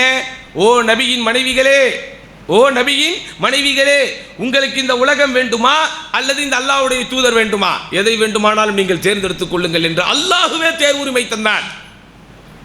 அவங்க என்ன தேர்ந்தெடுத்தாங்க? அல்லாஹ்வுடைய தூதர் தான் எங்களுக்கு வேணும்னு சொன்னாங்க.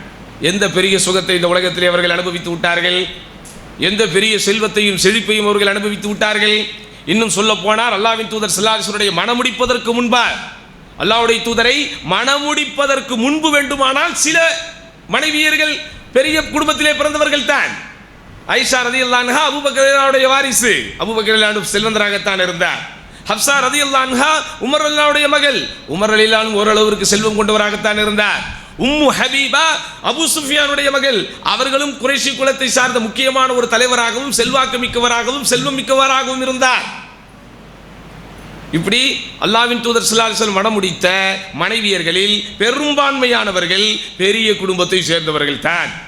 ஜெய்னப் ரலியல்லாஹு அன்ஹா தன்னுடைய சொந்த உழைப்பிலே காசை சம்பாதித்து அதை கொண்டு தர்மம் செய்யக்கூடிய அளவிற்கு அவங்களுக்கு பேரே என்னது? நீலக்கையுடையவள்னு பேர். யாருக்குமா? ஜெய்னப் ரலியல்லாஹு அன்ஹா அவங்களுக்கு என்ன பேரு? நீலக்கையுடைய. நீலக்கைனா என்னது? நம்ம ஊரில் நிறைய பேருக்கு பொம்பளைக்கு பேர் வைப்போம், நம்ம நீளமான வாயின் பேர் வைப்போம். அப்படின்னா என்ன அர்த்தம்? வாய் வாசல் வரைக்கும் இருக்கும். வாய் வாசல் வரைக்கும்னா என்னது? அல்லாஹ் அவங்க கிட்ட பேசி ஜெயிக்கிறதா? பேசவே முடியாது. நீ ஒரு வார்த்தை பேசுனா 10 திருவார்த்தையாக பேசிடுவாங்க அவங்க. அப்போ அவங்கள பற்றி நான் சொல்லலை, பொதுவாக சொல்கிறேன், வெளியூர் பெண்களை பற்றி சொல்கிறேன். அப்போ அவங்களுக்கெல்லாம் நம்ம என்ன சொல்கிறாங்கன்னா வாய் நீளம் அப்படிங்கிறாங்க. ஆனால் ரசூலுல்லாஹி ஸல்லல்லாஹு அலைஹி வஸல்லம் அன்பு மனைவி ஜெய்னப் ரலியல்லாஹு அன்ஹா அவர்களுக்கு நீலக்கைக்குரியவள் அப்படின்னு அர்த்தம். ஏன்? அவங்க கை எப்பவுமே நீண்டுக்கிட்டு தான் இருக்கு, சதக்கா கொடுத்துக்கிட்டே இருப்பாங்க.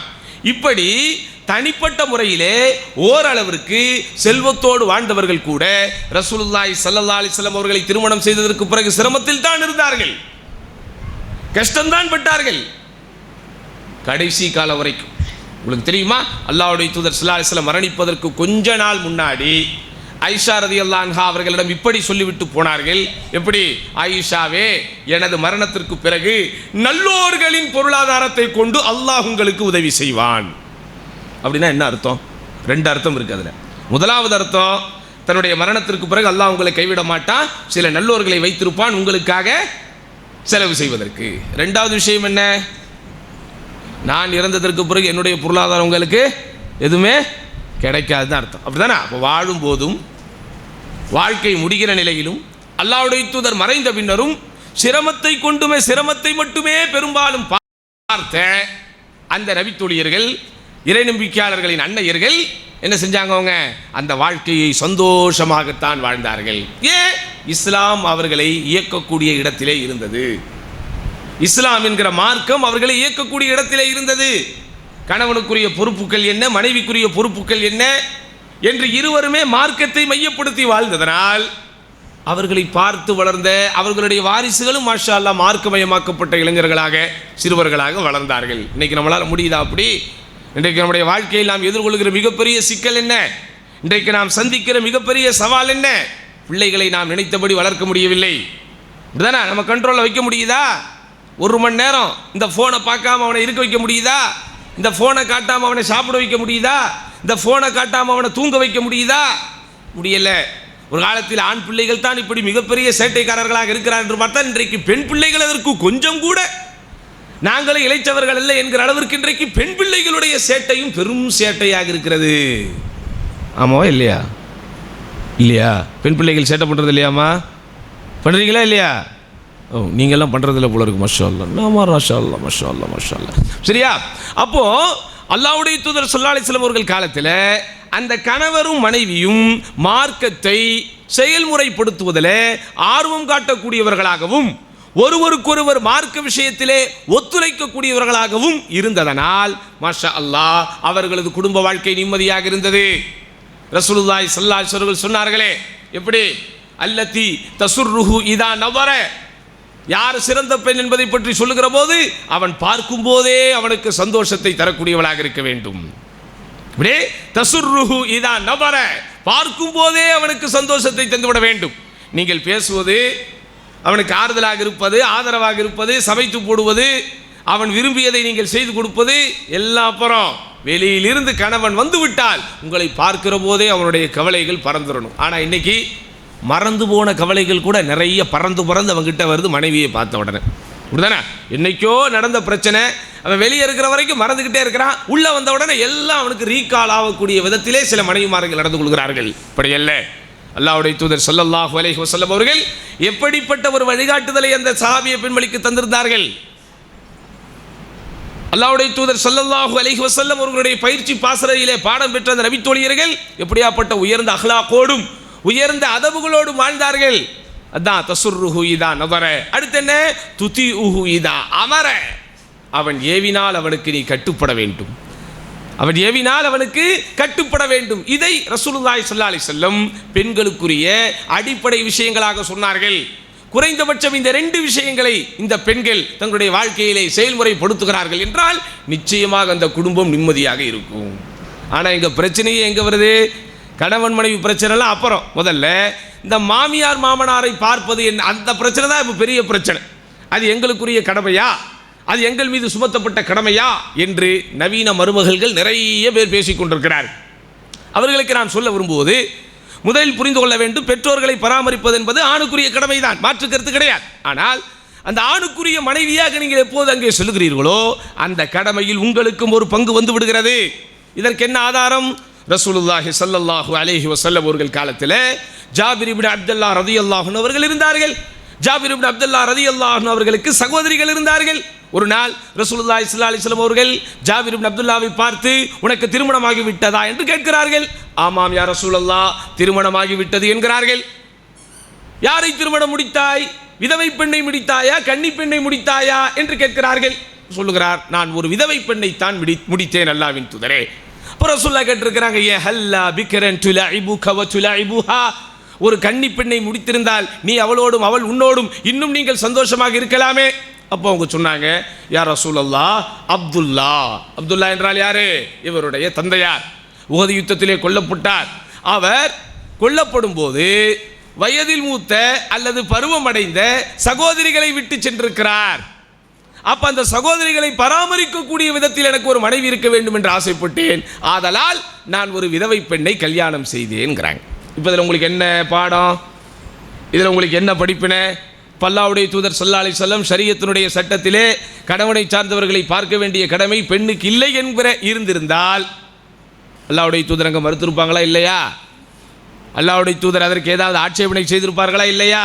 அப்போ அதனால் என்ன செய்யணும்? நம்ம அதை புரிந்து கொண்டு தான். இது ஒரு சர்ச்சையாகவே ஆகக்கூடாது குடும்பத்தில், இது ஒரு சர்ச்சையாகவே ஆகக்கூடாது. அதே போன்று மாமியார்களாக இருக்கக்கூடியவர்கள் தன்னுடைய மகளை எப்படி பார்ப்பார்களோ அதுபோல மருமகளை பார்க்க வேண்டும். மருமகள் தன்னுடைய இல்லத்திலே எப்படி கடமையாற்ற வேண்டும் என்று எதிர்பார்க்கிறாங்களோ அதே போன்று தன்னுடைய மகளை ஒரு இடத்திலே கட்டி கொடுத்தாலும் கடமையாற்ற வேண்டும் என்று அவங்களும் பார்க்கணும். இப்படி மியூச்சுவல் அண்டர்ஸ்டாண்டிங்காக தான் விரும்புவதையே தன்னுடைய சகோதரனுக்கும் விரும்ப வேண்டும் என்று அல்லாஹ்வின் தூதர் ஸல்லல்லாஹு அலைஹி வஸல்லம் சொன்னதைப் போல் இந்த உலகத்திலே வாழ்கிற எல்லோரும் அவரவர்களது கடமைகள் அவரவர்களது பொறுப்புகள் என்பதை எடுத்து நடந்தாலே அவர்களுடைய குடும்ப வாழ்க்கை நிச்சயமாக நிம்மதியாக இருக்கும். அல்லாஹ்வுடைய தூதர் ஸல்லல்லாஹு அலைஹி வஸல்லம் அவர்கள் இந்த குடும்ப வாழ்க்கையில் அந்த பெண்களுக்கு கொடுத்த தர்பியா எப்படிப்பட்ட வறுமையை எதிர்கொள்வதாக இருந்தாலும் அவர்கள் ஏற்றுக்கொண்டார்கள். எந்த அளவிற்கு என்று சொன்னால் ரசூலுல்லாஹி ஸல்லல்லாஹு அலைஹி வஸல்லம் அவர்களது தோழர்களுக்கு ஒத்துழைக்கக்கூடிய மனைவியர்களாக அந்த மனைவிமார்கள் இருந்திருக்கிறார்கள். உங்களுக்கு தெரியும் தானே, அப்துல்லாஹ் இப்னு மஸ்ஊத் என்கிற ஒரு நபி தோழர் இருந்தார். யார் அவர்? மிகப்பெரிய காரிகளில் ஒருவர், குர்ஆனை சிறந்த முறையில் ஓதக்கூடியவர், ஹதீஸ்களை அதிகம் அறிவித்தவர்களில் ஒருவர், உலமாவு ஸஹாபா நபித்தோழர்களில் அறிஞர்களில் ஒருவர் என்று அறியப்படுபவர். ஆனால் அவரிடத்திலே செல்வம் இல்லை, அவரிடத்திலே காசு இல்லை. அவருடைய மனைவி ஸைனப் ரலியல்லாஹு அன்ஹா, அவரிடத்திலே ஓரளவிற்கு செல்வம் இருக்கிறது. அல்லாஹ்வுடைய தூதர் ஸல்லல்லாஹு அலைஹி வஸல்லம் ஒரு டைம் என்ன செய்றாங்க?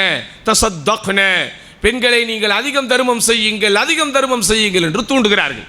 அப்போ இவங்க அல்லாஹ்வுடைய தூதர் எங்களை தர்மம் செய்ய சொல்கிறாங்க, அதனால் நான் தர்மம் செய்ய வேண்டும் என்று முடிவெடுக்கிறேன்.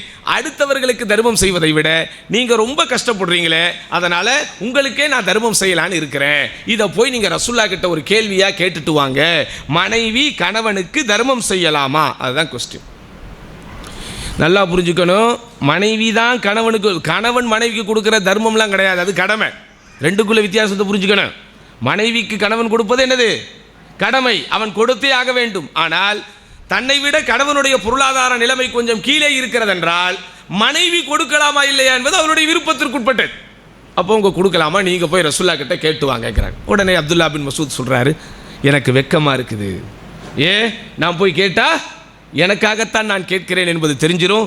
அல்லாஹ்வுடைய தூதர் ஸல்லல்லாஹு அலைஹி வஸல்லம் முன்னிலையில் அந்த சமூகத்தில் இந்த மாதிரியான விஷயத்தை போய் கேட்பதற்கு நான் வெட்கப்படுகிறேன், நீங்களே போய் கேட்டுட்டு வாங்கங்கிறாங்க. உடனே கணவனுடைய, பாருங்க உங்க மார்க்கத்தில் எந்த அளவிற்கு பேணுதல், தன்னுடைய கணவன் தான், அப்படிதானா? கணவன் தான் உலகம் என்பது எல்லோருக்கும் தெரியும். இருந்தாலும் இந்த ஜக்காத் என்று வரும்போது, தான தர்மம் என்று வரும்போது, கணவனுக்கு கொடுக்கலாமா என்று வரும்போது அது ஷரியத்தினுடைய சட்டங்களுக்கு முரணாகி விடக்கூடாது, ஷரியத்திற்கு உட்பட்டு தான் இருக்க வேண்டும் என்பதில் எந்த அளவிற்கு கவனத்தை காட்டியிருக்கிறார்கள். உடனே மாஷா அல்லாஹ் அவர்கள் என்ன செய்கிறாங்க? அல்லாஹ்வுடைய தூதர் ஸல்லல்லாஹு அலைஹி வஸல்லம் இருக்கக்கூடிய சபையை தேடி போகிறாங்க. ரசூல் ஸல்லல்லாஹு அலைஹி வஸல்லம் கேள்வி கேட்கலான்னு போகிறாங்க. அங்கே போனால் அங்கே இவங்கள மாதிரியே இன்னொரு பெண்மணி நின்று கொண்டிருக்கிறார். இதில் ஆச்சரியத்திலும் ஆச்சரியம், இவங்க என்ன கேள்வியை கேட்கலாம்னு வந்திருக்கிறாங்களோ அதே கேள்வியை கேட்பதற்கு அவங்களும் வந்திருக்கிறாங்க. சுப்ஹானல்லாஹ், யோசித்து பாருங்க, கணவனுடைய மானத்தை காப்பாற்றுவதில் அந்த சஹாபிய பெண்மணிகள் எவ்வளவு தூரம் எவ்வளவு தூரம் கவனத்தோடு இருந்திருக்கிறார்கள். அடுத்தவர்களிடத்தில் தன்னுடைய கணவனுடைய அந்தஸ்து போய்விடக்கூடாது, சமூகத்திலே கணவனுக்கு இருக்கக்கூடிய கௌரவம் குறைந்து விடக்கூடாது, குலைந்து விடக்கூடாது என்பதில் எவ்வளவு தூரம் கண்ணும் கருத்துமாக இருந்திருக்கிறார்கள் பாருங்கள். இப்போ கணவனுடைய ரகசியத்தை பாதுகாக்கக்கூடியவர்களாக நீங்கள் இருக்கணும். யாராக இருந்தாலும் அதை நீங்கள் வெளிப்படுத்தக்கூடாது. எங்கள் அம்மா தானே நினச்சி, அவங்க உங்களுக்கு தான் அம்மா, அவருக்கு அம்மா கிடையாது. நல்லா புரிஞ்சுக்கணும். எங்கள் அம்மா தானே என்று நீங்கள் உங்கள் அம்மா கிட்ட சொல்லுவீங்க. அப்புறம் அவங்க அம்மா என்னுடைய மகள் தானேன்னு உங்களுடைய சகோதரி கிட்ட சொல்லுவாங்க. உடனே அந்த சகோதரி என்னுடைய கணவர் தானேன்னு அவர் அவங்க கணவர்கிட்ட சொல்லுவார். உடனே அந்த கணவர் எங்க அம்மா தானேன்னு அவங்க அம்மா கிட்ட சொல்லுவார். கடைசியில் அம்மான்னு சொல்லி உங்க ஹஸ்பண்டு சும்மான்னு ஆயிடுவார். அதனால என்ன செய்யக்கூடாது? மனமோ கணவனின் ரகசியத்தை யாரிடத்திலும் சொல்லக்கூடாது. அவருடைய கண்ணியத்தையும் கௌரவத்தையும் பாதுகாக்கக்கூடியவராக இருக்க வேண்டும். கணவனும் அப்படித்தான் இருக்க வேண்டும். மனைவி குறித்த குறைகளை வெளியே சொல்லக்கூடாது. ஒரு பெரிய அறிஞர், ஏற்கனவே நான் இந்த சம்பவத்தை இங்கே சொல்லியிருக்கிறேனா இல்லையா என்று எனக்கு தெரியவில்லை. ஒரு பெரிய அறிஞர், அவருடைய மனைவியோடு அவருக்கு பெரிய பிரச்சனைகள் வருகிறது. பெரிய அறிஞர், ஆனால் அவருக்கு என்ன வருது? அவருடைய மனைவியோடு அவருக்கு பிரச்சனை வருகிறது. அப்போ என்ன செய்கிறாரு? அவர் தலாக் விட வேண்டும் என்று முடிவெடுக்கிறார். ரெண்டு பேருக்கு சண்டை, சமாதானம் ஆக முடியாத அளவிற்கு விவாகரத்து ஆகக்கூடிய ஒரு சூழ்நிலை வருது. அப்போ ஒருத்தர் வந்து கேட்கிறாரு, ஷேக் அவர்களே, நீங்கள் உங்கள் மனைவியை விவாகரத்து புரிய போகிறேன் என்று கேள்விப்பட்டேன், என்ன காரணம் அப்படின்னு கேட்குறேன். அவங்க கிட்ட என்ன குறை அப்படின்னு கேட்குறேன். என்ன சொல்கிறான்? அவர் என்னுடைய மனைவி, என் மனைவியின் குறையை உனக்கு எப்படி சொல்லுவேங்கிறேன். எப்படி என்னுடைய மனைவி, என் மனைவியின் குறையை உங்களுக்கு எப்படி சொல்லுவேன் அப்படி. அதுக்கப்புறம் விவாகரத்து ஆயிடுது, பிரிஞ்சிடுறாங்க. அதுக்கப்புறம் கரெக்டாக வந்து கேட்குறாரு. ஏன்னா சில பேருக்கு அல்லாஹ் அக்பர், அடுத்தவங்க வீட்டு ரகசியத்தை தெரியாட்டா தூக்கமே வராது. அப்படிதானே? தன் வீட்டில் இருப்பது மட்டும்தான் ரகசியம், தன் மனைவி தன் குழந்தைகள் அது மட்டும்தான் தன்மானம். அடுத்தவங்களுடைய விஷயத்தை பொறுத்தவரைக்கும் அது செய்தி. அடுத்த வீட்டில் என்ன நடக்குது, எதிர் வீட்டில் என்ன நடக்குது, பக்கத்து வீட்டில் என்ன நடக்குது, இது அல்லாஹு அக்பர். சில பேர் மனநோயாளிகளாக சுற்றி கொண்டிருக்கிறார்கள். அடுத்தவர்கள் விஷயத்தில் துருவி ஆராயாதீங்க. அடுத்தவர்கள் விஷயம் நமக்கு தேவையே கிடையாது. ஒரு முஸ்லிமின், ஒரு மனிதனின் அழகிய இஸ்லாத்தில் உள்ளது அவனுக்கு பயனில்லாத விஷயத்தை விடுவது. எனக்கு எதில் பயன் இல்லையோ அதில் என்ன செய்யக்கூடாதுன்னு தலையிடவே கூடாது. அப்போ தலாக்கான உடனே கரெக்டாக வந்து, இமாம் அவர்களே இப்போது தான் நீங்கள் தலாக் விட்டு விட்டீர்களே, அவர் உங்களுடைய மனைவி இல்லைல்ல, இப்போ சொல்லுங்கள் என்ன காரணம்னு. என்ன சொன்னார் தெரியுமா? இப்போ நான் தலாக் விட்டுட்டா ஒரு அந்நிய பெண்ணை பற்றி நான் உன்னிடத்தில் எப்படி சொல்லுவதுன்னு. முதல்ல என்ன சொன்னார்? என்னுடைய மனைவியை பற்றிய குறையை நானே எப்படி சொல்லுவோம். அடுத்து விலகினதுக்கப்புறம் இப்போது அவர் விலகிவிட்டார், அவர் ஒரு அந்நிய பெண்ணின் குறையை உன்னிடத்தில் எப்படி நான் சொல்லுவேன். இது போன்று நம்முடைய குடும்ப ரகசியங்கள் பாதுகாக்கப்பட வேண்டும். தலாக் விடப்பட்ட விவாகரத்தான ஒரு பெண்ணை குறித்தே அவர் பேசாமல் அவருடைய கண்ணியத்தை பாதுகாத்தார் என்றால், வாழ்ந்து கொண்டிருக்கிற நாம் நம்முடைய கணவன் மனைவியுடைய கண்ணியத்தை எவ்வளவு தூரம் பாதுகாக்கணும்.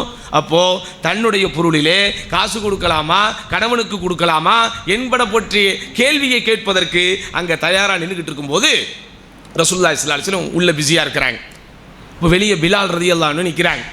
அப்போ பிலால் ரலியல்லாஹு அன்ஹு கூப்பிட்டு, பிலாலே என்ன செய்யுங்க, இந்த மாதிரி இந்த கேள்வியை கேட்பதற்காக நான் வந்திருக்கிறேன், ஆனால் வந்திருக்கிறது நான் தான் என்பதை எங்கள் ரசூலுல்லாஹ்விடத்திலே சொல்லாமல் கேள்வியை மட்டும் கேட்டு விட்டு வாருங்கள். பிலால் ரலியல்லாஹு அன்ஹுக்கு தெரியும் இவங்க யாருன்னு. அப்போ தன்னுடைய அறிமுகப்படுத்தணுமா இல்லையா? அப்போ பிலால் ரலியல்லாஹு அன்ஹு உள்ளே போகிறாங்க. உள்ளே போன உடனே, யா ரசூலல்லாஹ், வெளியே 2 பெண்களில் இப்படி நிற்கிறாங்க, அவங்களில் ஒருத்தவங்க இந்த மாதிரி ஒரு கேள்வி கேட்டு எங்கிட்ட அனுப்புனாங்க, இந்த கேள்விக்கு என்ன பதில்? இப்போ ரசூல் ஸல்லல்லாஹு அலைஹி வஸல்லம் கேட்குறாங்க, யார் அந்த பெண் அப்படின்னு கேட்குறாங்க. பிலால் ரலியல்லாஹு அன்ஹு அல்லாஹ்வுடைய தூதர் டைரெக்டாக கேட்கும்போது மறுக்க முடியுமா? சொல்லுங்கம்மா. இப்போ ஸ்கூலில் டீச்சர் வந்து ஒரு பனிஷ்மெண்ட்டு பையன்கிட்ட கொடுத்துட்டாங்க. எதுக்கு நீ பனிஷ்மெண்ட் வாங்கினேன்னு யார் கேட்டாலும் சொல்லாதான்னு அனுப்புகிறாங்க. அம்மா வந்து கேட்டால் பையன் என்ன செய்வான்? சொல்லுவானா இல்லையா? அம்மான்னும் போது மற்றதெல்லாம் சும்மா, வெளியே சொல்லக்கூடாதுன்னா சொல்லாமல் தான் இருக்கணும். அதுக்காக மதரு அப்படின்னும் போது நம்ம அதர் மாதிரி பார்க்க முடியாதுல்ல. அப்போ அம்மா கேட்ட, அப்போ அம்மாவுக்கெல்லாம் பெருசில் அல்லாஹ்வுடைய தூதர். அப்போது அவங்க மறுக்காம ஜெய்னப் அப்படிங்கிறாங்க. அப்போ அவங்க திருப்பி கேட்குறாங்க, ஐயு ஜயானிப், ஜெய்னப்னா எந்த ஜெய்னப்? பாருங்கள், அல்லாஹ்வுடைய தூதர் ஸல்லல்லாஹு அலைஹி வஸல்லம் தன்னுடைய சமூகத்தை பற்றி எப்படி அறிந்து வைத்திருக்கிறார்கள். ஏன் ஜெய்னப்னு சொன்னால் ஏகப்பட்ட ஜெய்னப் இருப்பாங்க, அப்படிதானே? இப்போ இங்கேயே கூடி இருக்கிற பெண்களில் ஃபாத்திமாங்கிறவங்கலாம் கை தூக்குனா 10 கை தூக்கும், அப்படிதானே? ஏன் ஃபாத்திமா, ஜெய்னப், ஆயிஷா இதெல்லாம் பொதுவாக வைக்கக்கூடிய நிறைய பேர்கள். அப்போ எந்த ஜெய்னப்னு கேட்ட உடனே அப்துல்லா பின் மசூதுடைய மனைவி ஜெய்னப் அப்படின்னு சொன்ன உடனே அல்லாஹ்வுடைய தூதர் ஸல்லல்லாஹு அலைஹி வஸல்லம் பதில் சொல்லி அனுப்புகிறார்கள். மனைவி தன்னுடைய பொருளாதாரத்தில் கணவனுக்கு, ஏழ்மை நிலையில் இருக்கக்கூடிய கணவனுக்கு கொடுக்கும்போது தன்னுடன் இருக்கக்கூடிய அந்த குடும்பத்தினுடைய கடமையையும் நிறைவேற்றியவளாக கருதப்படுவாள், தர்மத்திற்குரிய நன்மையையும் கிடைத்தவளாகவும் கருதப்படுவாள். அப்போ 2 நன்மை அவளுக்கு கிடைக்குதுன்னு சொல்லி அனுப்புகிறாங்க. இப்படிப்பட்ட ஒரு குடும்ப கட்டமைப்பு நம்மிடத்தில் இருக்க வேண்டும். ஆனால் அல்ஹம்துலில்லாஹ் நம்முடைய சமுதாயத்தினுடைய சூழ்நிலைகளை பொறுத்த வரைக்கும் பெரும்பாலும் மனைவியின் பொருளாதாரத்தை சார்ந்து கணவன் இருப்பதில்லை. ஆனால் இங்கே நான் சொல்ல வந்த கருத்து என்னன்னா, மனைவியின் பொருளாதாரத்தை சார்ந்தே ஒரு கணவன் இருந்தால் கூட அவருடைய கண்ணியம் காக்கப்பட வேண்டும் என்கிற அளவிற்கு நபிகள் நாயகம் ஸல்லல்லாஹு அலைஹி வஸல்லம் சமுதாயத்தினுடைய குடும்பவியல் இருந்தது. ஆனால் இன்றைக்கு சின்ன சின்ன காரணங்களுக்காகவெல்லாம் கணவன்களுடைய கண்ணியத்தை ஏலம் போடக்கூடிய மனைவிகள் இன்றைக்கு பெருகிவிட்டார்கள். அதே போன்று மனைவியினுடைய தியாகத்தை உணராத கணவன்மார்கள் இன்றைக்கு அதிகரித்து விட்டார்கள். 2 பேருமே ஒருவரை ஒருவர் மதிக்கக்கூடியவர்களாகவும், ஒருவருக்கொருவர் கண்ணியம் தரக்கூடியவர்களாகவும், ஒருவர் மீது ஒருவருக்கு இருக்கக்கூடிய கடமைகளை நிறைவேற்றக்கூடியவர்களாகவும் இருந்தால் அந்த குடும்பம் நிம்மதியாக இருக்கும். உங்களுக்கு தெரியுமா, ரசூலுல்லாஹி ஸல்லல்லாஹு அலைஹி வஸல்லம் எந்த கணவன் மனைவியை பாராட்டுகிறார்கள்? எந்த கணவனுக்கும் மனைவிக்கும் அல்லாஹ்வுடைய ரஹ்மத் இருக்கிறது என்று சொல்லுகிறார்கள். ரஹிமல்லாஹும் ரஅன், ஒரு கணவனுக்கு அல்லாஹ் அருள்பாலிப்பானாக. எப்படிப்பட்ட கணவன்? காபமினல் லைல், இரவு நேரத்திலே எடுகிறான், இரவு தொழுகையை தொழுகைக்காக தன்னை தயார்படுத்தி கொண்டு சுத்தப்படுத்தி கொண்டு நிற்கும் போது பக்கத்திலே பார்க்கிறான், மனைவி உறக்கத்திலே இருக்கிறார், உறக்கத்தின் உச்சியிலே இருக்கிறாள். அவளை எழுப்புவதற்காக அவன் முயற்சிக்கிற போது இந்த உறக்கத்தின் உச்சியில் அவள் இருப்பதனால் எழும்ப அவள் மறுக்கிற போது சில சொட்டு தண்ணீரை அவள் மீது தெளித்து அவளையும் குடன் எழுப்பி அவளோடு சேர்ந்து தொடுகிற கணவனுக்கு அல்லாஹ் அருள் பாலிப்பானாக. என்னைக்காவது இப்படி ஒரு சம்பவம் நம்ம வீட்டில் நடந்திருக்கா? அட்லீஸ்ட் ஒரு நாள் நம்முடைய வாழ்க்கையில், எனக்கு கல்யாணம் ஆகி 20 வருஷம் ஆச்சு, எனக்கு கல்யாணம் ஆகி 15 வருஷம் ஆச்சு, எனக்கு கல்யாணம் ஆகி 10 வருஷம் ஆச்சு, அல்லது எனக்கு கல்யாணம் ஆகி 25 வருஷம் ஆச்சு அப்படின்னு சொல்லக்கூடிய நம்மில் ஒரு வீட்டில் இந்த சம்பவம் ஒரு நாள் நடந்திருக்குமா? இனிமேலாவது இன்ஷா அல்லாஹ். அப்பதான் நம்ம இஸ்லாமிய குடும்பவியல். நான் சமைச்சு போடுறேன், வீட்டு வேலை செய்கிறேன், என் ஹஸ்பண்டை நல்லா பார்த்துக்கிறேன், எல்லாரும் தான்மா செய்கிறாங்க. அதை மற்றவங்க செய்கிறாங்களா இல்லையா? அப்போ அதோடு முடிந்து விடுவதல்ல உங்கள் கடமை. அதையும் தாண்டி புனிதமானது, அதையும் தாண்டி சில விஷயங்கள் உங்களிடத்தில் இருக்க வேண்டும் என்று மார்க்கம் எதிர்பார்க்கிறது. அதே போன்று அல்லாஹ்வுடைய தூதர் மனைவிக்கும் சொன்னார்கள், ரஹிமல்லாஹும் ரஅச்சன், ஒரு மனைவிக்கு அல்லாஹ் அருள் பாலிப்பானாக. காமத் மினல் லைல், இரவு நேரத்திலே எழுந்து தொழுகைக்காக தன்னை தயார்படுத்தி கொண்டவள் இருக்கிற போது பக்கத்திலே பார்க்கிறாள், கணவன் உறங்கி கொண்டிருக்கிறான். அவனை எழுப்புறான். எழுவதற்கு அவன் மறுக்கிறான். உடனே சில சொட்டு தண்ணீரை அவன் மீது தெளித்து அவனையும் உடல் எழுப்பி தொழ வைக்கிற மனைவிக்கு அல்லாஹ் அருள் பாலிப்பானாக. இவ்வளவுதான் இஸ்லாமிய குடும்பவியல். கணவனுக்கு மனைவியும் மனைவிக்கு கணவனும் மார்க்கத்தினுடைய விஷயங்களில் ஒத்துழைக்கக்கூடியவர்களாகவும், மார்க்க ரீதியான விஷயங்களில் அவர்கள் தவறு செய்யும் போது சுட்டி காட்டக்கூடியவர்களாகவும், தங்களுடைய வாழ்க்கையின் அனைத்து விஷயங்களையும் இஸ்லாமியமயப்படுத்தி அந்த குடும்பத்தை நடத்தி செல்லக்கூடிய விஷயத்திலே கவனத்தோடு அவர்கள் இருக்கிற போது உண்மையான இஸ்லாமிய குடும்பவியலை கடைபிடித்தவர்களாக அவர்கள் கருதப்படுவார்கள். தங்களுக்கிடையில் சண்டைகளே வந்தாலும் அந்த சண்டைகள் மிக மிக சீக்கிரமாக அது சமாதானமாகிவிடும். அதுக்கு ரொம்ப முக்கியம், சண்டை வரும்போது உங்களுடைய பிரச்சனைகளை உங்களுக்குள்ளே நீங்கள் தீர்த்து கொள்ள வேண்டும். உங்களையும் மீறி ஒரு இடத்திற்கு அது போகிறது என்றால் அந்த பிரச்சனைகளுக்குரிய தீர்வை மட்டும்தான் நீங்கள் பார்க்க வேண்டுமே தவிர ஒருவரை ஒருவர் கேவலப்படுத்த வேண்டும் என்றோ அல்லது ஒருவரை ஒருவர் குறைப்படுத்த வேண்டும் என்றோ முடிவெடுக்க கூடாது. இதற்கு பெரிய உதாரணம் அல்லாஹ்வுடைய தூதர் ஸல்லல்லாஹு அலைஹி வஸல்லம் அன்பு மகள் ஃபாத்திமா ரலியல்லாஹு அன்ஹா அவர்கள் விஷயத்தில் நடந்ததுதான். ஒரு நாள் ஃபாத்திமா ரலியல்லாஹு அன்ஹா அவர்களுக்கும் அலி ரலியல்லாஹு அன்ஹு அவர்களுக்கும் இடையில் ஒரு பிணக்கு நடக்கிறது. கோபித்து கொண்ட அலி ரலியல்லாஹு அன்ஹு வெற்றுடலோடு, அதாவது மேலங்கி அணியாமல் என்ன செய்யறாங்க, மண் தரையில் இருக்கக்கூடிய மஸ்ஜித் நபவியிலே போய் படுத்து விடுகிறார்கள். ஒருவரை ஒருவர் சமாதானம் செய்து கொள்ளவே இல்லை. கடைசியில் இந்த செய்தி ரசூலுல்லாஹி ஸல்லல்லாஹு அலைஹி வஸல்லம் அவர்களுக்கு போகிறது. அல்லாஹ்வுடைய தூதர் ஸல்லல்லாஹு அலைஹி வஸல்லம் அவர்கள், அல்லாஹ்வுடைய தூதர் மாத்திரமல்ல, அவர் ஃபாத்திமாவின் தந்தை அலி அவர்களுடைய மாமனார், தன்னுடைய கடமையை நிறைவேற்றுவதற்காக வீட்டிற்குள் வருகிறார். வந்து நல்லா புரிஞ்சுக்கங்க, புருஷன் முண்டாட்டி சண்டையை தீர்க்கக்கூடிய வயதிலே மூத்தவர்கள் எப்படி நடந்து கொள்ள வேண்டும் என்பதற்கு இதற்குண்டான உதாரணம். உள்ளே வந்த உடனேயே என்ன பிரச்சனை, என்ன நடந்தது, என்ன செஞ்சாரு, ஏன் இந்த பிரச்சனை வந்துச்சு, எத்தனை நாளாக உங்களுக்கு இடையில் பிரச்சனை, இன்னைக்கு மட்டும்தான் இது நடந்துச்சா, அதெல்லாம் உங்களுக்கு எதுக்குமா? அதெல்லாம் தெரிஞ்சு நீங்கள் என்ன போகிறீங்க, என்ன பிஹெச்டிக்கு தீசிஸ் எழுத போகிறீங்க? இன்றைக்கெல்லாம் பெரிய பிரச்சனை என்னங்க, கணவன் மனைவி வாழ்க்கையில் அடுத்தவர்கள் சம்பந்தப்படும் போதுதான் நான் ஆரம்பத்தில் சொன்னதைப் போல ஈரை பேனாக்கி பேனை பெருச்சாலியாக்கி நாளைக்கு வருகிற சண்டையை இன்றைக்கு அழித்து விடுகிறார்கள். நீங்கள் 2 பேரையும் அவங்க போக்கில் விட்டால் 2 நாள் அவங்களே சேர்ந்துருப்பாங்க. இவங்க நாங்கள் வந்து சேர்த்து வைக்க போகிறோம், சமாதானம் பண்ண போகிறோன்னு இவன் மறந்த விஷயங்களை எல்லாம் அவனுக்கு ஞாபகப்படுத்துறது, அவள் மறந்த விஷயங்களை எல்லாம் அவளுக்கு ஞாபகப்படுத்துறது. உனக்கு நான் சொல்லணும்னு நினச்சேன், கல்யாண டைம்லேயே அவங்க வீட்டில் உன்னைய பற்றி என்னெல்லாம் சொன்னாங்க தெரியுமா, 10 வருஷத்துக்கு முன்னாடி உள்ள விஷயம், 2 பிள்ளை ஆயிருக்கும், 3 பிள்ளை ஆயிருக்கும், இப்போ அதை சொல்லி என்னம்மா பண்ண போகிறீங்க? இதெல்லாம் சொல்லி இந்த பிரச்சனையை பெருசாக்கி 2 பேரை பிரித்து என்ன வாழ்நாள் சாதனையாளர் விருதா பெற போகிறீங்க? சேர்த்து வைங்க. வஸ்ஸுல்ஹு கைர், ஃபஸ்ஸுல்ஹு கைர், சமாதானமே சிறந்தது. அல்லாஹ் குர்ஆனிலே சொல்கிறான், கணவன் மனைவிக்கு இடையிலே பிணக்குகள் வரும்போது, சண்டை சச்சரவுகள் வரும்போது அவன் குடும்பத்திலிருந்து ஒருவரும் இவள் குடும்பத்திலிருந்து ஒருவரும் கலந்தமர்ந்து பேசி சமாதானம் செய்யுங்கள். சமாதானமே சிறந்தது. முடியாத பட்சத்தில் தான் அடுத்த கட்டம். அப்போ நேரா அல்லாஹ்வுடைய தூதர் ஸல்லல்லாஹு அலைஹி வஸல்லம் ஃபாத்திமா ரலியல்லாஹு அன்ஹா இருக்கிற அறைக்குள் போய், உன் கணவர் எங்கேன்னு கூட கேட்கல.